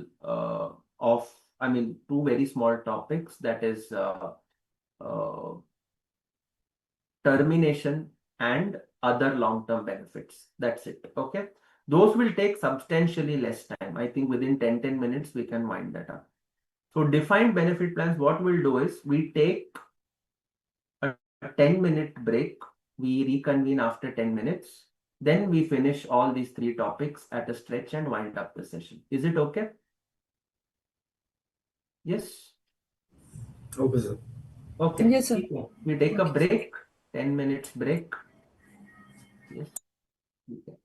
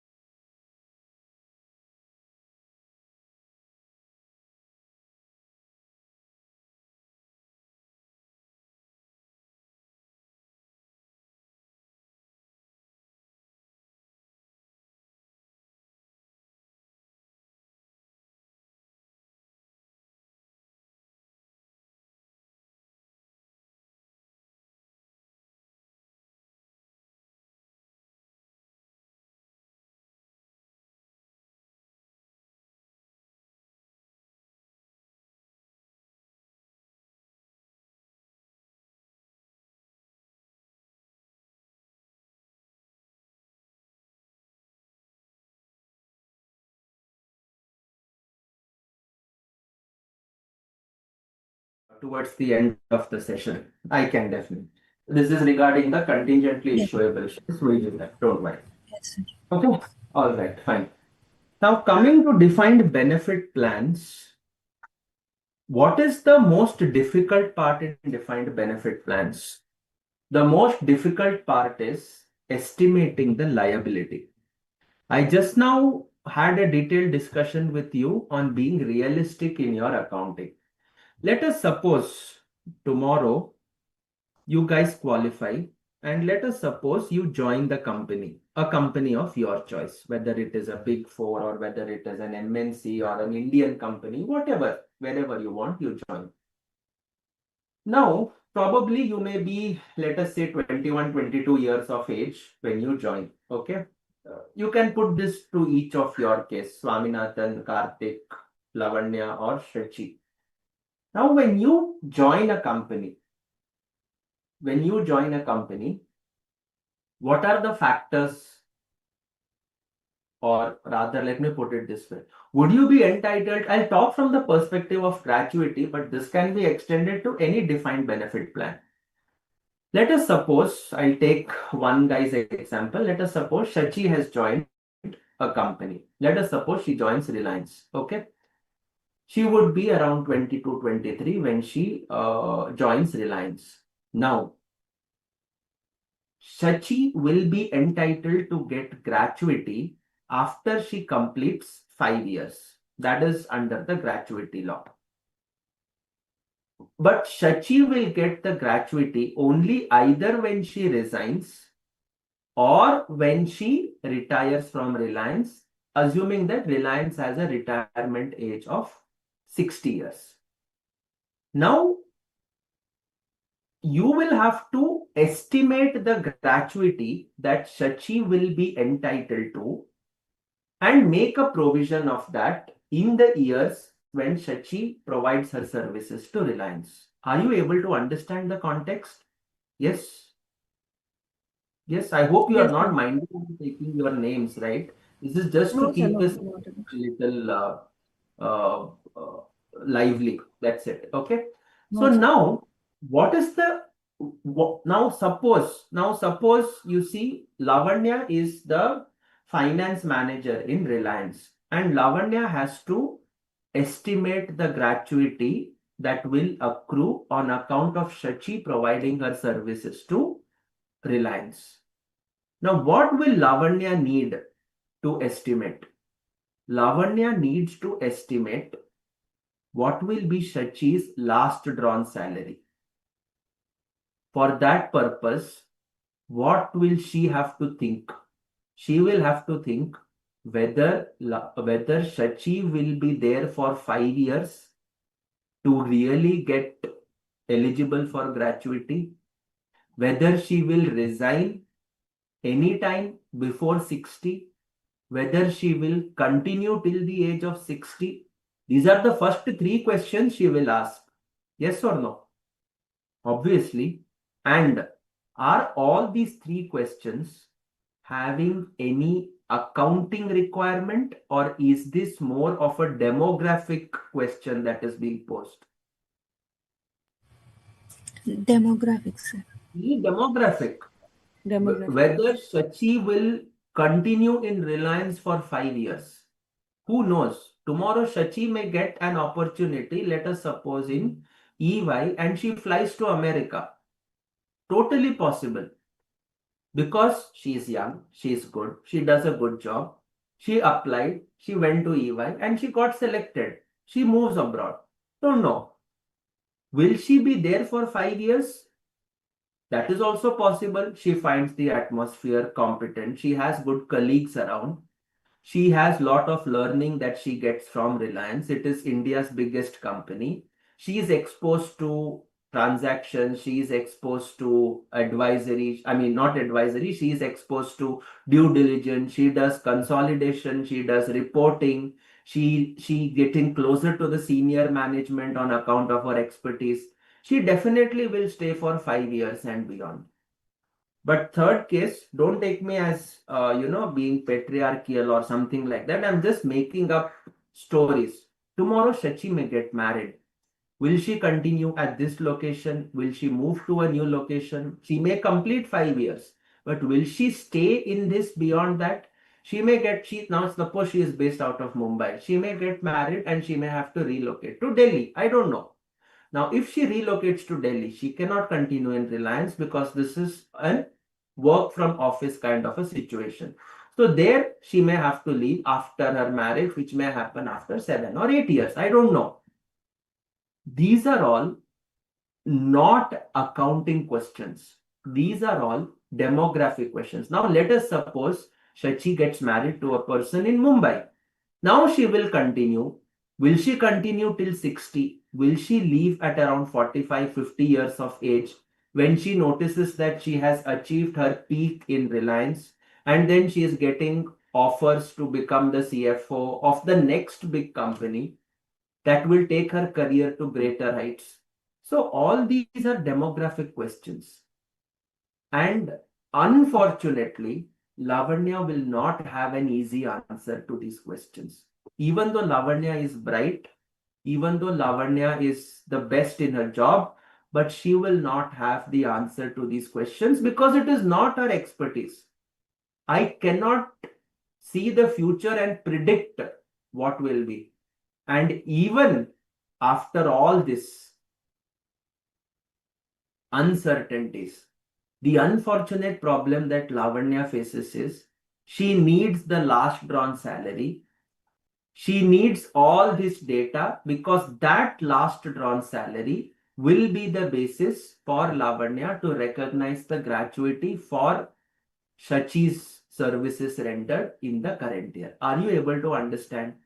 Yes. The complexity that is involved in this place. Yes. Yes, sir. Yes, sir. It's Yes, sir. absolutely complex. It's absolutely complex. It's not something that you and I as accountants can do. That is why the standard says you will not be doing it. It is the actuary who should be doing it. Okay. So there is a recommended guidance. So whether they will continue, that is the attrition. Whether employee will live for that much year, it is more on the mortality. Whether employee will be fit to serve, it is on disability. All these questions will be addressed by the actuary as part of their expert services. Then, since the liability will be settled after a long time, beyond 12 months, you need to discount it to the present value and do the unwinding of that. Fair enough, because you are paying something beyond 12 months. So discounting to banta hai. You will have to do the discounting. No second thoughts about that. And take the discounting rate which you will be given in the question. All right. So are you able to understand? So this is how the overall situation exists for a defined benefit plan. Okay. So what do we do? What do we do for a defined benefit plan? Now, if we have to explain it with an example, what do we do is, I will just show you. Okay. So the first step that we do is we determine the ultimate cost of benefit. We determine the ultimate cost of benefit. What is the ultimate cost of benefit? At the time of the employee's expected resignation or retirement, we determine the liability at that point of time. Is it okay? We determine the liability at that point of time. So let us suppose Shachi will retire or resign from this place after 6 years. And let us suppose that she will be paid a gratuity based on the calculation as 45 lakhs. This is what Lavanya gets as her figures. The actuary has done the working and says that okay, Shachi is expected to resign based on her demographic profile. She will be there for a 6-year tenure and she will resign thereafter. It is an estimate. Again, it is an estimate. Lavanya makes an estimate that she will resign after 6 years. Does it mean Shachi must resign after 6 years? Come on. No, sir. No, nothing of that sort. Do you think the Lavanya will meet Shachi privately and she will tell, look, I have taken you to be there in this organization for 6 years. Now, if you don't leave after 6 years, my estimate will go wrong. So please leave. You cannot say that. It is an estimate. She may leave before 6. She may leave after 10. You don't know. But right now, the estimate is, yeah, she is there for 6 years. So the gratuity liability based on what she is expected to draw comes to rupees 45 lakhs. This is what we call as ultimate cost of benefit. Now, this ultimate cost of benefit, is it the cost for providing services over a 6-year period, or is it for providing services at the end of 6 years? What is this? Over a period of 6 years. Over a period of 6 years. It gradually accrues. Shachi is providing services for 6 years. Over the 6-year period, she is providing services that give her a monthly salary, that give her a monthly PF contribution, that give her monthly perquisites, and that sets aside money that will be paid to her in the future in the form of gratuity. So now this ultimate cost of the benefit of 45 lakhs has to be spread over a tenure of 6 years, because that is the expected time that she is expected to serve the company. This is known as, when I divide 45 lakhs by 6, it comes to 7,50,000 per year. We call this as a unit of benefit. So when Shachi completes 1 year, she is entitled to 1 unit of the benefit out of 6. 6 units, she has completed 1 year, so she will get 1 unit. So now when she gets 1 unit, Lavanya has the cost of 7,50,000 assigned for that one particular unit. When she completes 2 years, another 7,50,000 will be assigned. Are you able to understand? Yes? Like that, Yes, sir. for Yes, sir. each year, you are assigning 7,50,000. For each year, you are assigning 7,50,000. Now tell me, this 7,50,000 which grows to 45 lakhs, it will be paid after 6 years. That means beyond 12 months. That means I need to discount it to the present value. Why? Why I cannot take 7,50,000 as the provision each year? Because that is not being paid today. That is being paid after 6 years. You need to show the growth of your expenses to 45 lakhs as comprising of two activities. The first activity is rendering of services, which is over a 6-year tenure. The second activity is passage of time to reach that. Passage of time to reach that payment at the end of 6 years. You need to show both of that. And that is why you need to discount it. That is why you need to discount. So when I do the discounting, assuming a rate of 10%, when I do the discounting, I will arrive at the value for each of these years. I will arrive at the expense to be recognized for each of these years. So at the end of year 6, the discounting rate will be 1 because you will recognize and pay at the same time. Here it will be discounting for year 1. Here it will be discounting for year 2. It will be a reverse discounting. Year 3, year 4 and year 5. Are you able to understand? Yes. Are you able to follow? Yes, sir. Yes. Yes, sir. Lavanya? Yes, sir. Karthik? Able to understand? Yep. All right. Yes, sir. Now I discount it. So what is this 4,65,000? It is 7,50,000 discounted for 5 years using the rate of 10%, which is the discount rate. What is this 4,65,000?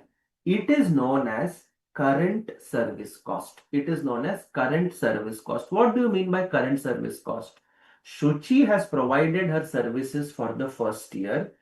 The value of those services that is contributing to the gratuity that will be paid to her for the first year is 4,65,691. Are you able to follow? Yes? Yes or no? Bolo. Yes, sir. Yes. Pachi, you are able to follow? Yes, sir. Okay. The second year, it will be 5,12,260. Sir, why is it increasing? Why is it increasing? Because in the second year, you are discounting only for a period of 4 years and not for 5 years. Yes. Like that, the service cost, the current service cost each year will increase marginally because the discounting factor is reducing by one year. Are you able to follow? That is the first part. The second part is this 4,65,000 which is recognized in the books. Is it paid at the end of year 1? No, it will be paid at the end of year 6. So you will recognize the unwinding of interest at the end of every year. So first year you can see 10%. First year you can see 10% interest. 46,569 will be recognized in year 2. End of year 1, accrue the expense. It was not paid in year 2, so accrue that interest of 46,569. So 4,65,000 plus 46 plus 5,12,000 will come to 10,24,000. On that, interest will accrue for year 3, year 4, year 5, year 6. Like this, you will also parallelly accrue the interest, unwinding of the discount. The total of current service cost plus this interest cost, when you add that, it will come to 45 lakhs at the end of year 6. Are we able to follow? Yes, Karthik, Lavanya, Shachi. Yes, sir. Yes, sir. Yes, sir. Yes, all right.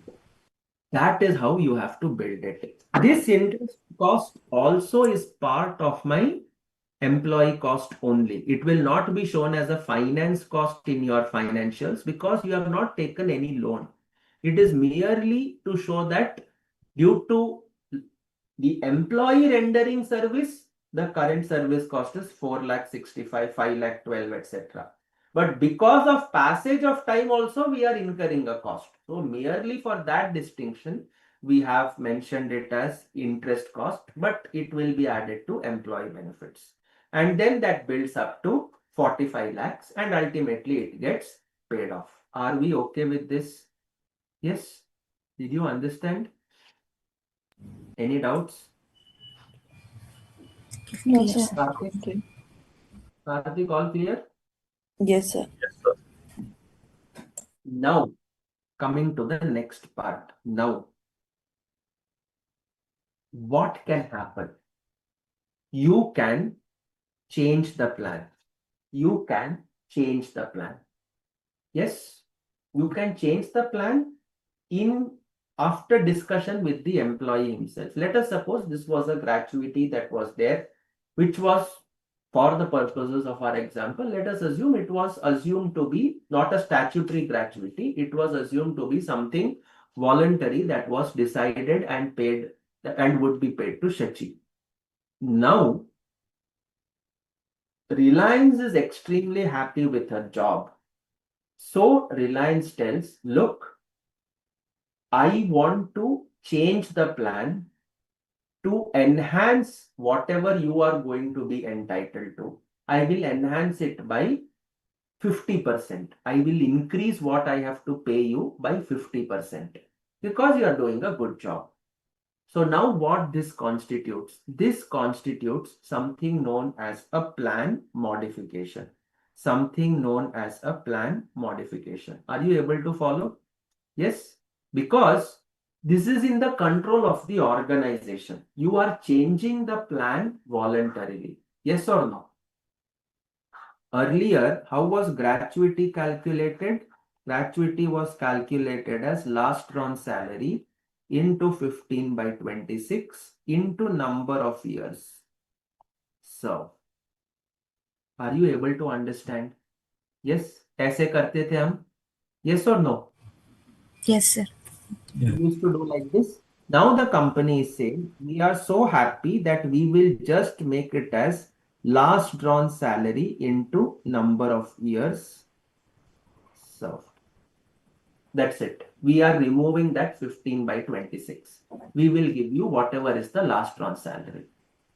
So can I say that removing this is constituting a plan amendment? Yes? Can I say this? Yes, right. Yes. It is a plan amendment. It is within the control of the company. Yes? Yes, It sir. is a conscious decision that is made and something which the employee has agreed. Shachi, you are able to follow? Yes, sir.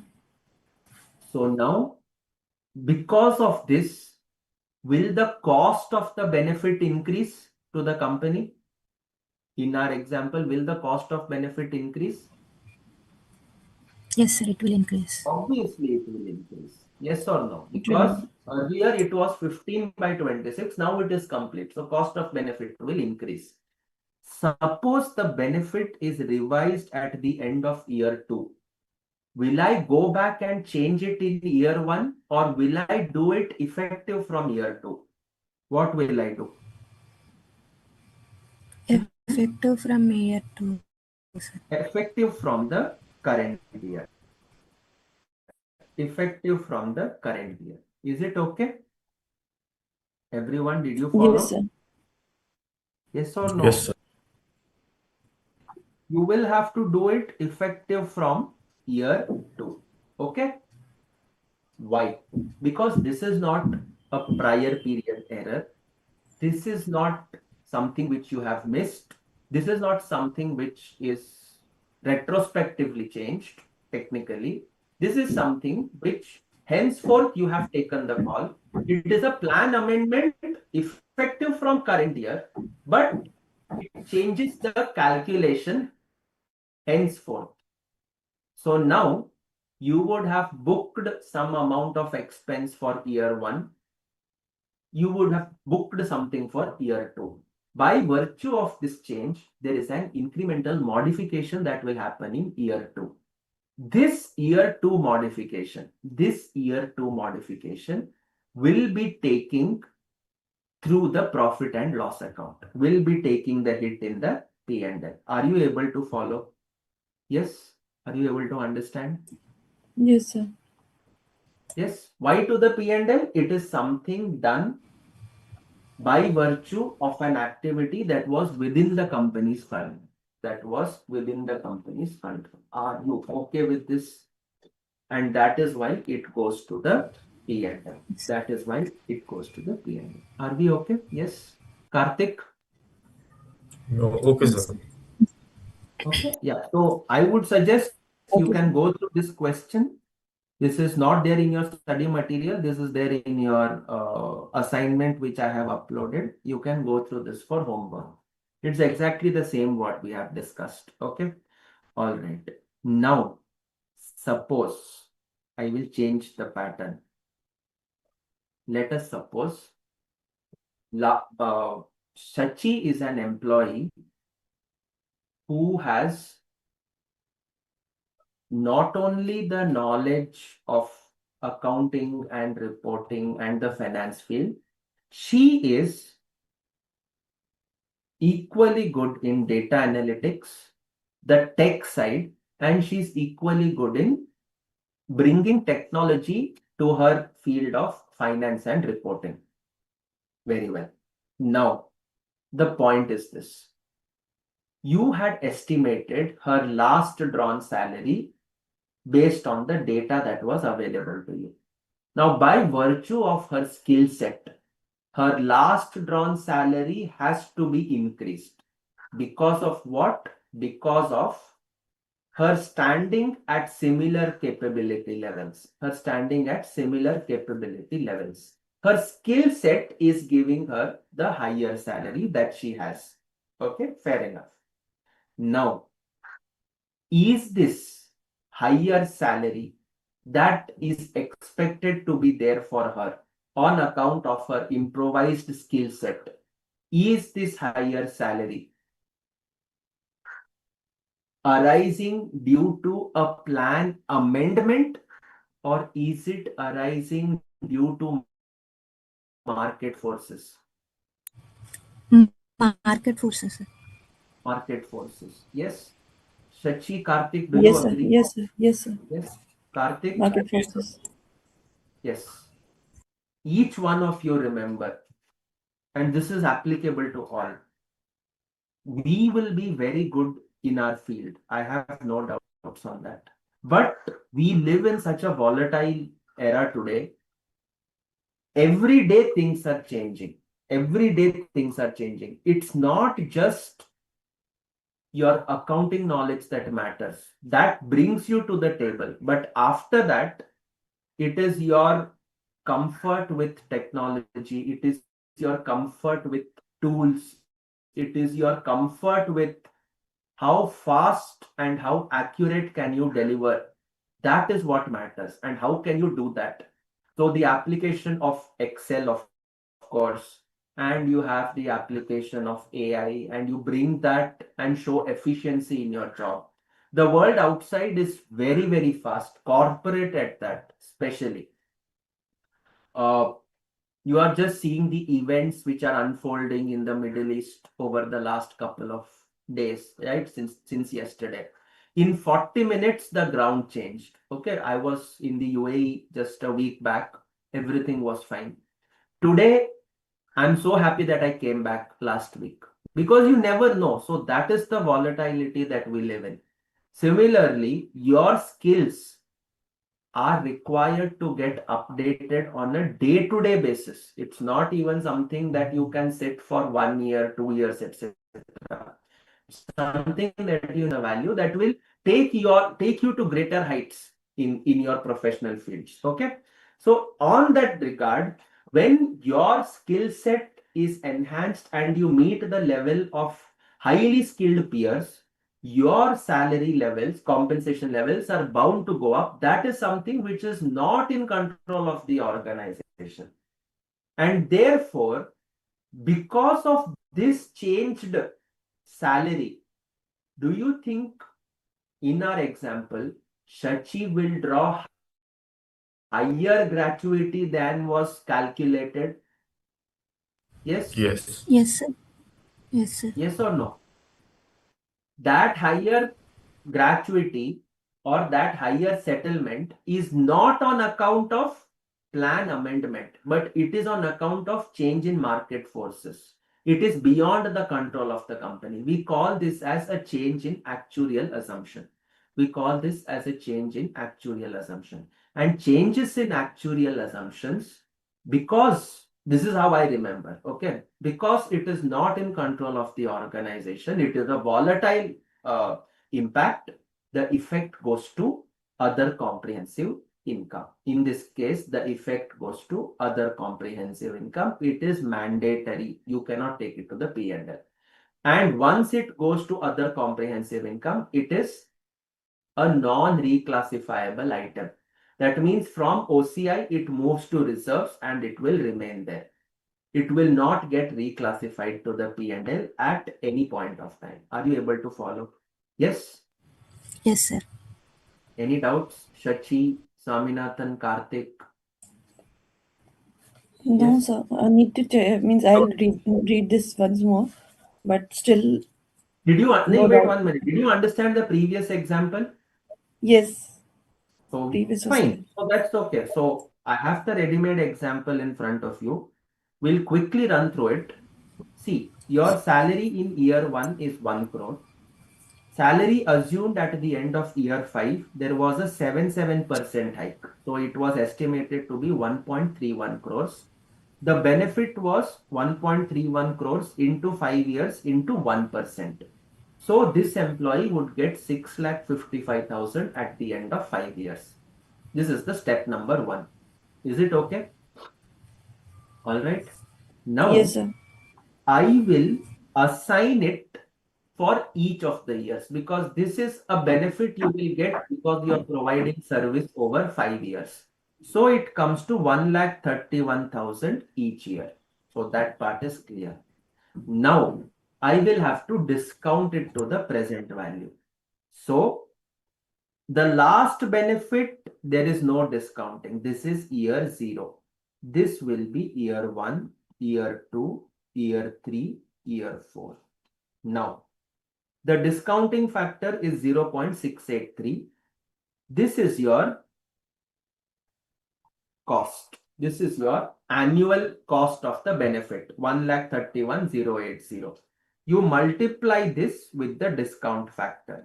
So 131,080 into 0.683. Are you able to understand? Yes? Yes, sir. Sure. Because I'm hurrying, you don't have to say, okay? No. I can understand. You followed this, right? So that comes to 89,525, 98,482, 108, 1,19, and 1,31. So this is your current service cost. So 89,529 is your opening obligation. And then you will have unwinding of discount that will happen. So all this gets added, 89,529, 8,953, 98,482 to give you 1,96,964 plus 10% interest, 19,696 plus 1,08,000, 3,24,000, 32,499, etc. So like that, the cost builds up to 6,55,398. Are you able to understand? Yes. So this is your Yes, sir. original plan. This is your original plan. What is the entry you will pass? Employee benefit expense 8998. This item is hitting here, and the finance cost, this one, is hitting here. Debit. Credit, provision for employee benefits. Credit, provision for employee benefits. This is how you will pass this entry. If you had to continue based on this would take the entry for 5 years, matter would be closed. But the salary is estimated to go up from 1 crore to 1.5 crores. This is not a modification. This is not a plan amendment by the company. This is something that market forces have worked out. So therefore, your benefit went from 6,55,000 to 7,50,000. Are you able to follow? 1 crore 50 lakhs into 1% into 5 years gives you 7,50,000. Okay? Yes, sir. Yes. So per year, the cost is 1,50,000. 7,50,000 divided by 5, 1,50,000. We prepare a similar table, 1, 2, 3, 4, 5, a similar table doing the discounting. Yes. Year 1, will I do a retrospective amendment? Answer is no. Because year 1, the facts were different. Year 2, the facts are different. In year 2, the change has happened. Now you can see here, 2,25,000 is your closing obligation. Yes. And here the closing obligation is 1,96,964. So can I say that my obligation has increased by 28,430? Yes or no? Yes, sir. It should have been 1,96,000, but because of the change, it has become 2,25,000. So by 28,000, your obligation has gone up. So you will credit the obligation. What am I going to debit? I will debit OCI. I will debit OCI. Why OCI? Because this is something which is not in my control as the organization. This is something which is externally controlled. This is something which is externally controlled. Okay? Are you able to follow? Yes, sir. Now clear. And therefore it goes to OCI. Then year 3 onwards, you will account as per this. You will forget this. You will forget this. Is it okay? Lavanya, did you follow? Yes? Yes, sir. Yes, sir. Fine. Karthik, all well? All okay? Yes, sir. All fine. Yes. So 28,430, you book it in other comprehensive income. From there, it will go to reserves. It will never be reclassified to the P&L.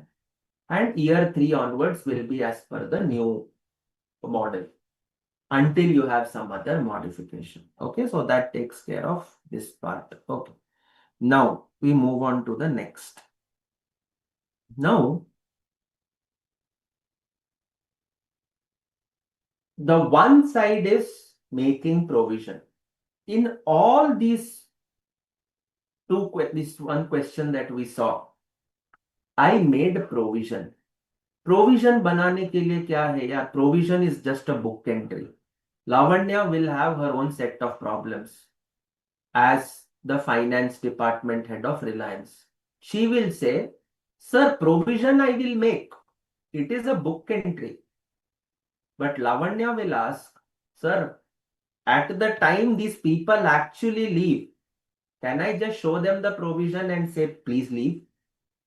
I have to pay them money. Yes or no? Making provision is one side, but actually settling cash at the time of their leaving the organization, that is the reason you need to have the cash. Yes or no? Bolo, Yes, sir. you need to Yes. pay them money. You cannot say, I made provision, so I am compliant. You making provision is not going to do any wonders. What is important is, by virtue of making that provision, you need to have money to pay them. That is important. And that is why normally what companies do is they create something known as plan assets. This is an employee plan, a defined benefit plan. To fund this plan, you make assets. That means you set aside money. You set aside money. Where are you going to put this? You are going to put this in fixed deposits, government securities, all typically low risk assets. Though the standard or the Companies Act or none of the statutes tell you where to put the money, obviously since it is for employees, you will do something to ensure the fund is safe. So you will put it either in an FD or government securities or whatever it is. And that also will build simultaneously, and your obligations will build simultaneously. And when you ultimately decide to settle an obligation, money is already there in the fund. Money would already be there in the fund. Are you able to understand this? Yes? Yes, sir. That is the whole intention. Karthik, Lavanya, Saminathan, did you follow? Yes, Yes, sir. sir. Okay, all right, fine. So now we come to the last question on defined benefit plans. Okay, that takes care of everything. Okay. Arunachalam operates a defined retirement benefit plan for its current and former employees. Given the large size, it engaged a firm of actuaries for advice on the contribution levels and overall liabilities of the plan to pay the benefits. The following details are presented. On 1st April 2019, the valuation of the obligation was rupees 15 crores. Okay. Now, on the same date, the fair value of the assets was rupees 13 crores. So you have assets on one side, you have obligation on the other side. So therefore, my obligation, I have opening balance 15 crores. And here I have asset balance 13 crores. Are you able to understand? Yes, this is your opening balance each. Next. During the year, Arunachalam made contributions of 1.75 crores into the plan. The plan paid out benefits of rupees 1.04 crores to retired members. Are you able to follow? Assume that both these payments were made on 31st March 2020.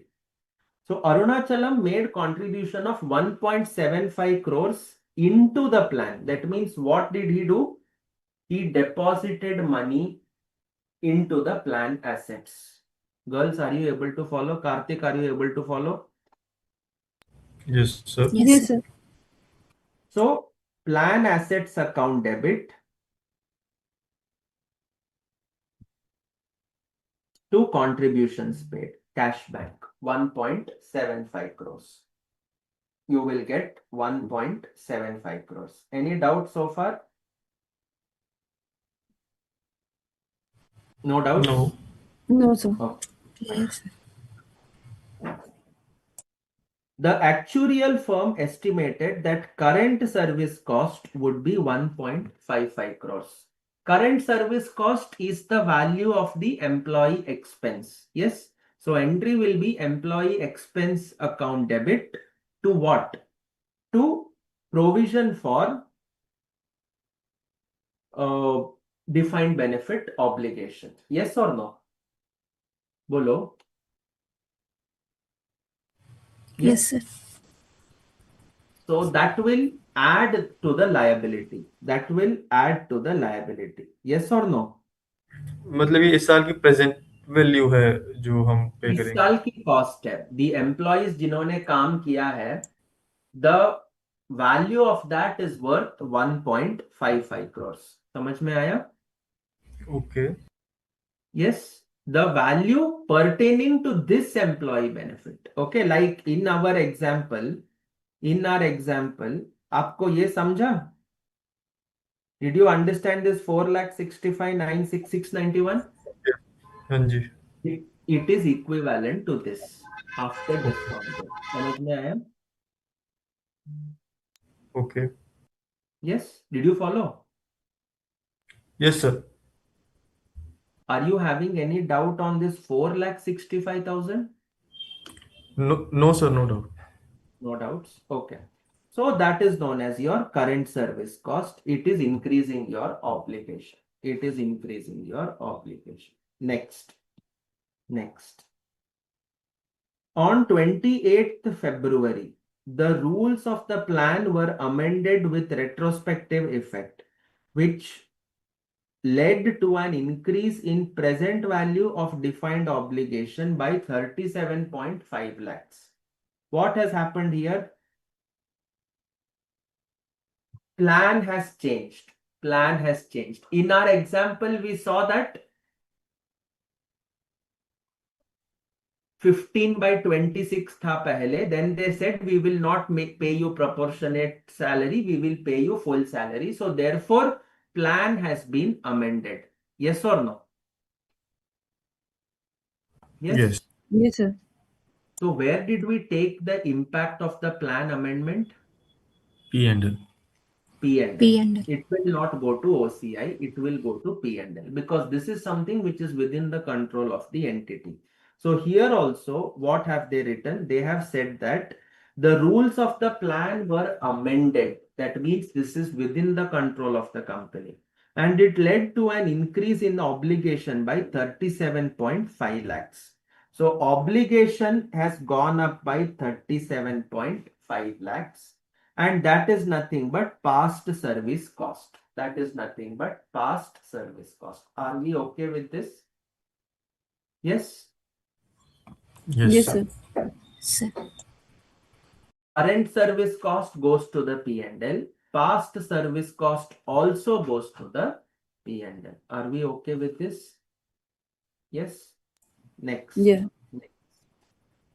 Now, during the year ended March 2020, Arunachalam was in negotiation with employee representatives regarding planned redundancies. Redundancies means they want to remove some employees. They want to reduce the workforce. These negotiations were completed shortly before the year and the redundancy packages were agreed. The impact of these redundancies was to reduce the present value of the defined benefit obligation by rupees 2 crores. Before 31st March 2020, Arunachalam made payments of 1.875 crores to the employees affected by the redundancies in compensation for a curtailment of their benefits. These payments were made out of the assets of the retirement benefit plan. Okay. Lot of adjustments are there in this, है ना? ऐसा लग रहा है ना? You are thinking that lot of adjustments are there? Yes. Let us understand what is happening. Okay, now see. First of all, some employees are being removed. That much you understood? Yes. Yes. Acha. Now, those employees who were to remove, whom you are removing, their cumulative obligation is rupees 2 crores. Do you agree to this? Yes. कैसे पता ये देखो the impact of these redundancies was to reduce the present value by rupees 2 crores. Are you able to understand? Yes, sir. Yes, Karthik. Yes, sir. So that means when I make the payment, the obligation will come down by 2 crores. Yes or no? The obligation will come down by 2 crores. Correct? Yes, sir. Anybody has any doubt so far? Any doubts? All clear. So therefore, can I say that on curtailment and settlement, my obligation has dipped by 2 crores? Debit दिख रहा है? This is your obligation account. Can I say that it is reduced by 2 crores? Yes. ये देखो ना. I Yes, think yes, we can see. you can see. Don't look at this. ये गलत है. These wordings are wrong. Karthik, are you able to understand this 2 crores? Yes. Lavanya, Yes, sir. Clear, sir. that is done. But understand now the interesting part. Before 31st March, Arunachalam made payments of 1.875 crores to the employees affected by the redundancies in compensation for a curtailment of their benefits. These benefits were made out of the assets of the retirement benefit plan. Okay, now see.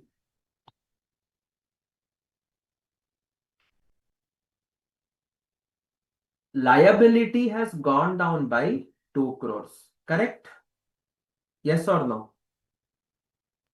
Yes, Is it sir. correct? But Yes, sir. for that 2 crores reduction, how much you have actually paid? How much you have actually paid? 1.875. 1.7 1.875 crores. Correct? Yes or no? So you can see here. Contributions paid, you have taken 1.875 crores. Are you able to understand? Yes or no?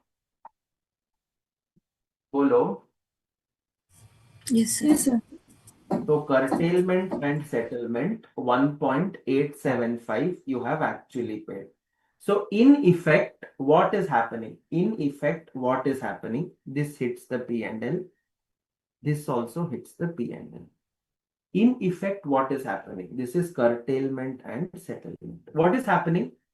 A liability of 2 crores is settled by payment of 1.875 crores. Do you agree to this? Yes or no? Yes, sir. Yes, sir. Therefore, profit of 12.5 lakhs. Do you agree to this?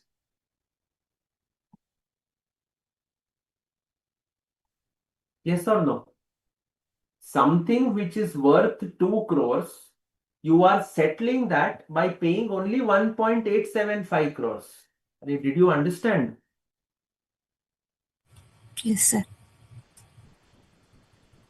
Karthik, Chachi, Yes, sir. Understand? Yes, sir.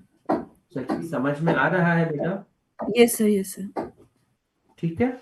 So there is a profit of 12,50,000 on account of curtailment and settlement, which will go to the P&L. Which will go to the P&L. Next, somewhere have they given me the interest?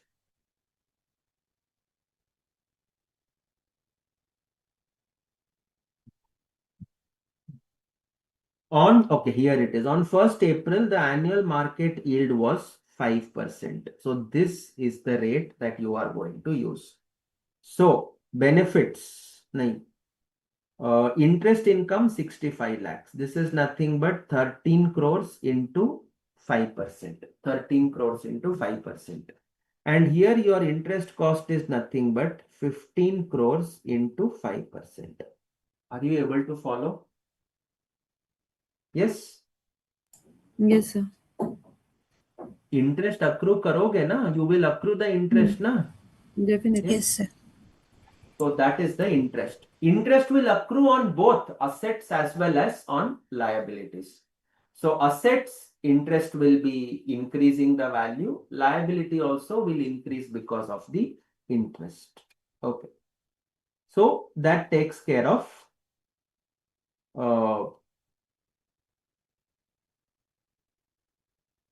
your curtailment and settlement. Okay, your curtailment and settlement. Okay, so that is done. This is done. Then next I have contributions of 1.05 crores. Not 1.05, 1.75 crores. Somewhere they have given na. Arunachalam made contributions of 1.75 crores.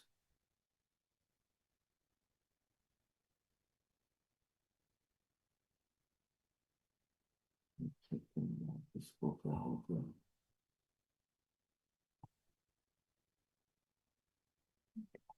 Something.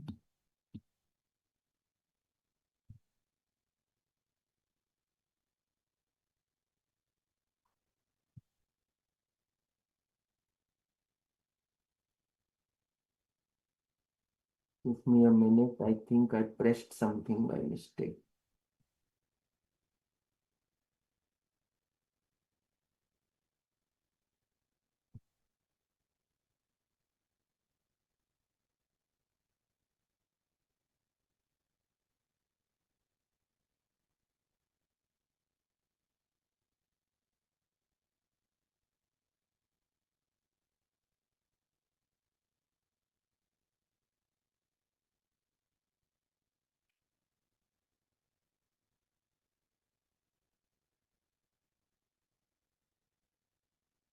This one I really don't do more.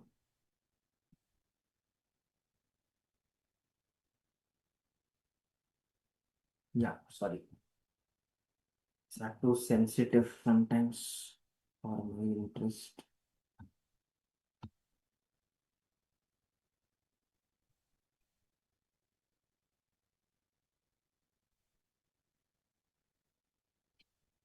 Yes.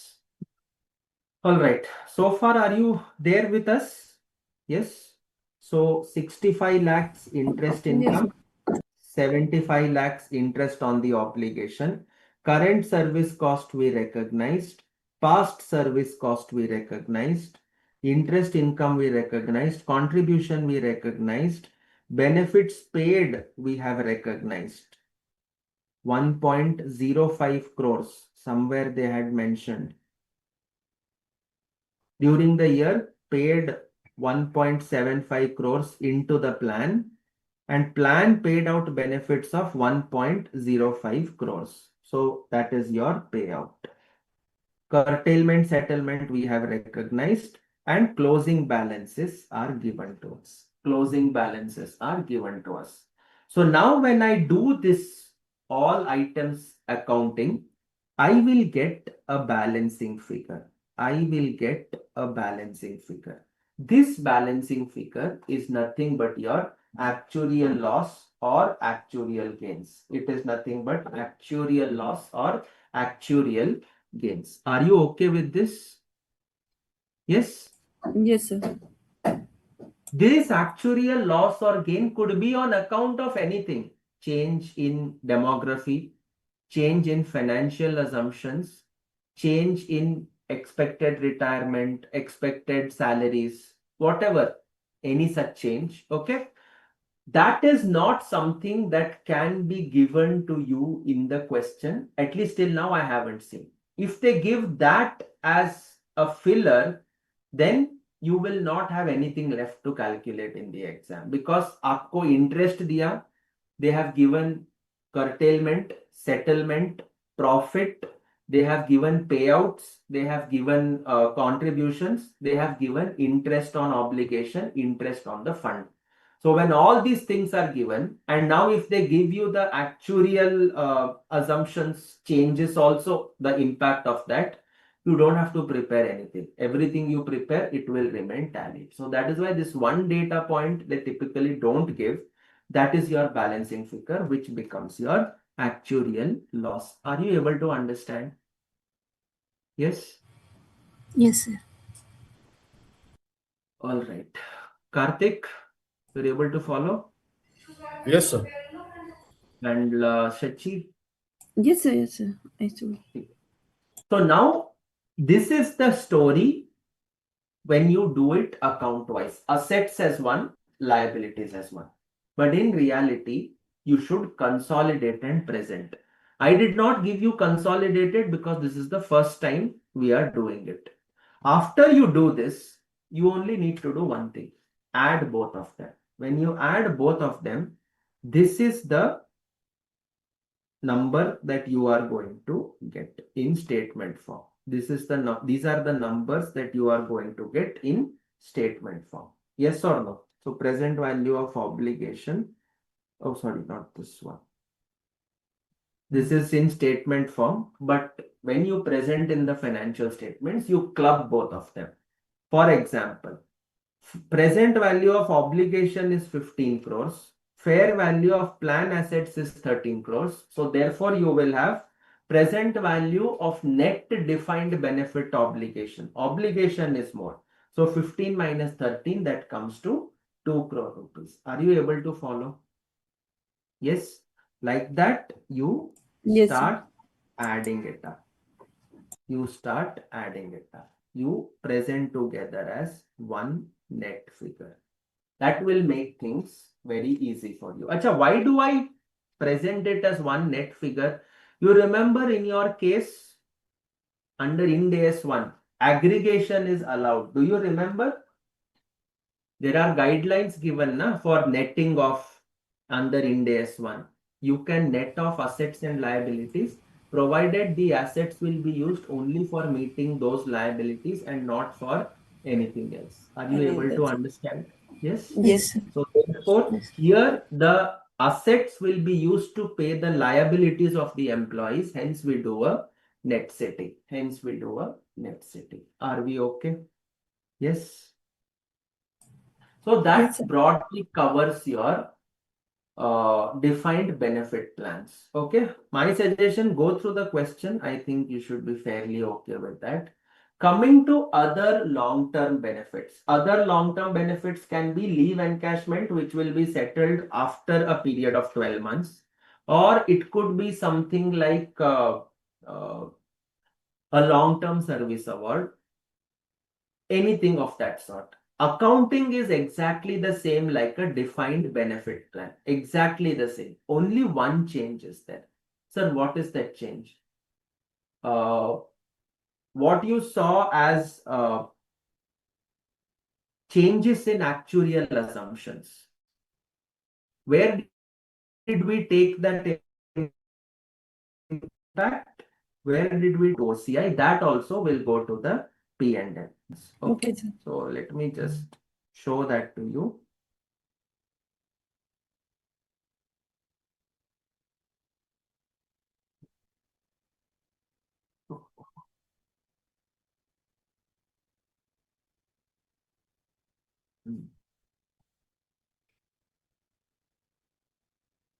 You can see here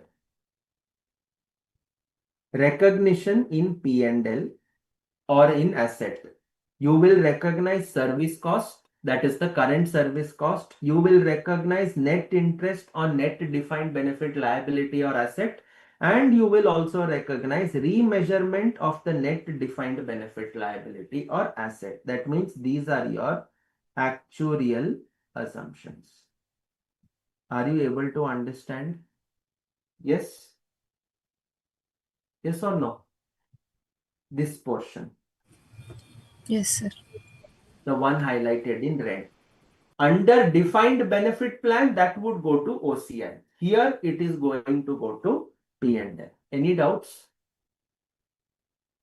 No, sir. No doubts. Okay. No, So sir. that takes other long-term employee benefits. And Lavanya, are you there? Yes. Yes, sir. Okay. And last one is termination benefits.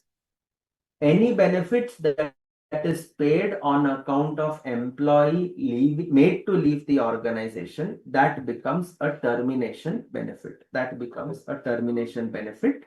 And at the time of termination benefit, you will end up paying some compensation, some severance. Ind AS 19, I think we have covered the standard in totality. We have seen how the accounting happens for all the 4 benefits. We have seen in detail defined contribution plan, defined benefit plan, as well as what you can say. We have seen defined contribution, defined benefit, leaves, compensated absences, paid absences, non-paid vested, non-paid accumulating vested absences, unvested. All these things we have covered in totality. So from the standard perspective, I think we are done. Any had doubts? Anybody so far? Anybody has any doubts? No, sir, I don't have. Sir, Swaminathan confirmed. Karthik, Sir, Lavanya, are This standard is clear. disclosures relevant for the examination purposes? which one? Which one? Are disclosures relevant for the examination purposes? See, Disclosures. again, I will say that is theoretical question. Okay, normally जब पूछने के लिए इतना कुछ रहता है, expecting a question on disclosure alone is highly what you can say, मतलब you are expecting for the sake of expecting, ऐसा बोल सकते हो. I cannot deny that disclosure नहीं आ सकता है, but yes, जब इतने सारे questions possible है where they can check your acumen, I think asking a question on disclosures may not serve their purpose at this moment. Is it okay? Okay, sir. Thanks. And आप disclosure क्या क्या याद रखोगे? Because every standard has humongous amounts of disclosure under Ind AS. And if you look at financial instruments, standard is small, disclosures are big. Right? Complexities are there in the standard, but disclosures are even more complex. Yes? Right, sir. So that is the reason. Okay, so with that we conclude this. I hope there are no doubts. If there is anything, we can of course keep discussing. Now I think yesterday Lavanya had messaged and we take that up. There was a query on the uh, contingently issuable share. Contingently issuable shares. Yes. We take that up. Yes. All right. Others, did you do this question? Yeah. Just give me 2 minutes, huh? Just give me a minute. Yeah.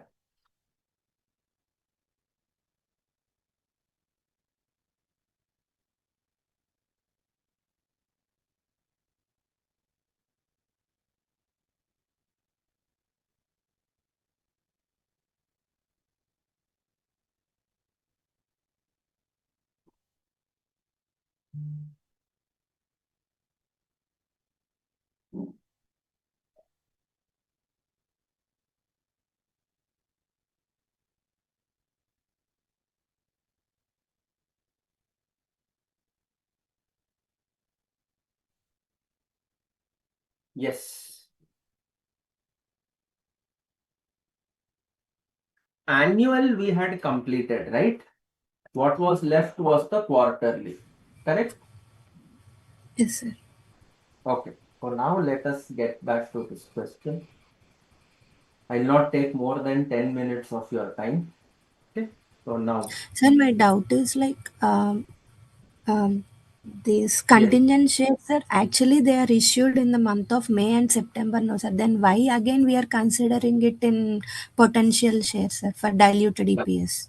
Yes. So obviously, see, your structure that you have in that particular question says that if I open a retail site, the company will issue 5,000 shares. Yes or no? That Yes, is sir. the condition. Okay. Now, yesterday we saw any share for which consideration will not flow to the entity becomes a potential share. Yes? Yes, sir. Yes or no? Now let us take hypothetically. Okay, let us take Karthik has taken the franchisee of Reliance Retail. Okay. Reliance Retail is an unlisted company. So Karthik has set up stores. Karthik is based out of Delhi and he has locations across India. Now Karthik has taken franchisee of Reliance Retail, and the arrangement is Reliance Retail will give 5,000 shares of Reliance Retail to Karthik the moment he opens a retail site. Is Karthik paying something to Reliance Retail for the shares? No, sir. No.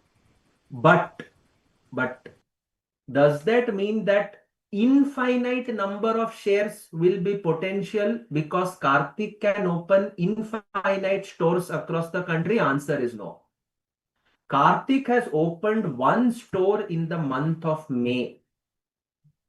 That store, which was opened in the month of May, was there for a period of 8 months. Actually, in our computation, that becomes my basic EPS part because it was there in existence for 8 months. Correct? Yes. Yes, sir. Yes, sir. But for the first 4 months, does it now have a potential effect? Yes, because at the end, I am sure that Karthik is entitled to 5,000 shares in the month of January, February, March, April. Potentially, because he opened the site on 1st of May. And when he opened that site, he is not discharging any consideration for those 5,000 shares to Reliance Retail. Yes or no? Yes, sir. That is why it becomes potential. That potential nature has come into existence only when I have information of that one store which is getting opened. Only when I have information of that one store which is getting opened. Are you able to follow? Yes, sir. Now, again, have you done the quarterly question? The Yes, sir. quarterly, yes. In Yes. the quarterly question, the first quarter, Jan, Feb, March, did you take this 5,000 shares as potential in the diluted EPS? No, sir. No. You can't take that because each quarter is assumed to be the financial period. In that financial period, you did not open the store. So therefore, there is no question of a potential equity shares arising in that case. Are you able to understand? Yes, sir. Yes.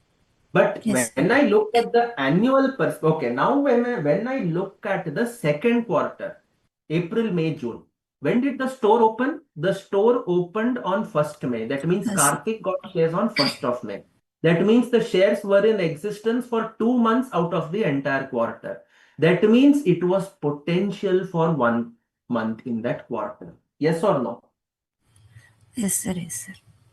Because now in the quarter, you got information that 5,000 shares are actually issued. I'm not making this up. I'm not predicting it. I'm not thinking about it. I'm being factual. One store that fellow opened, that means just before opening, it was known to him, it was known to the company that he is entitled to a potential share. So therefore, you take it as potential for a period of 1 month when you are working out on the diluted shares. Are you able to follow? Yes, sir.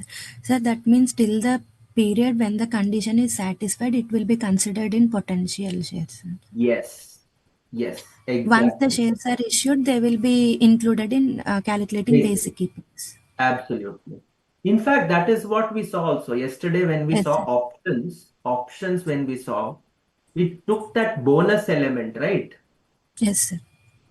Why did we take that bonus? Because it is something that No. the opposite party will exercise without paying consideration. Yes, sir. It is there in the structure. It is there in the structure. We have to take it as your diluted EPS. Yes? Yes, sir. Got it, sir. All right. Fine. Yeah, thank you, sir. And yeah, I think that was done. And the 9 lakh also, I think we had taken it. Yes. In Q4, you have taken 9 lakh shares also, right? The Yes, bonus sir. shares that come on account of Yes, sir. profitability. Yes. All right. Fine. Karthik, any doubts in this question? No, sir, it is clear. No? Okay. Shachi, you were not there yesterday, but I think if you go I through had gone, actually, yes, sir, there was some issue with the connectivity. So I had seen this question. I'm तो not yet ठीक done. है I've आप देख लेना gone through the if it class. is okay fine otherwise we are meeting again on Saturday with property plant equipment so that time again if there is any issue we can address it anything Sure, else sir. Lavanya Thank doubt you. on this question No, sir. Now clear, sir. clear okay fine Yes. and Ind AS 19 is clear to everyone it was a revision session so I did not Yes, sir. spend much time on calculating in detail okay Sure, sir. It was clear. Okay, then fine. So we meet Thank you, up again on Saturday. If you have any doubts, please feel free to note it down. You will be studying and you are, all of you are answering the May attempt. Yes, sir. Okay, Yes. then it's not really far. It's not really far. Okay. Okay, then fine. Thanks everyone and see Thank you you, sir. guys on Saturday. Thank you. Thanks. Thanks Thank you, sir. everyone. Thanks Karthik. See you. See Thank you, you sir. on Saturday. Thank you, sir. All Good day. right. Bye-bye. Thank you, sir. Thanks. Thank you. Session is done. Yes, yes. Thank you. Have a nice day. Thank you.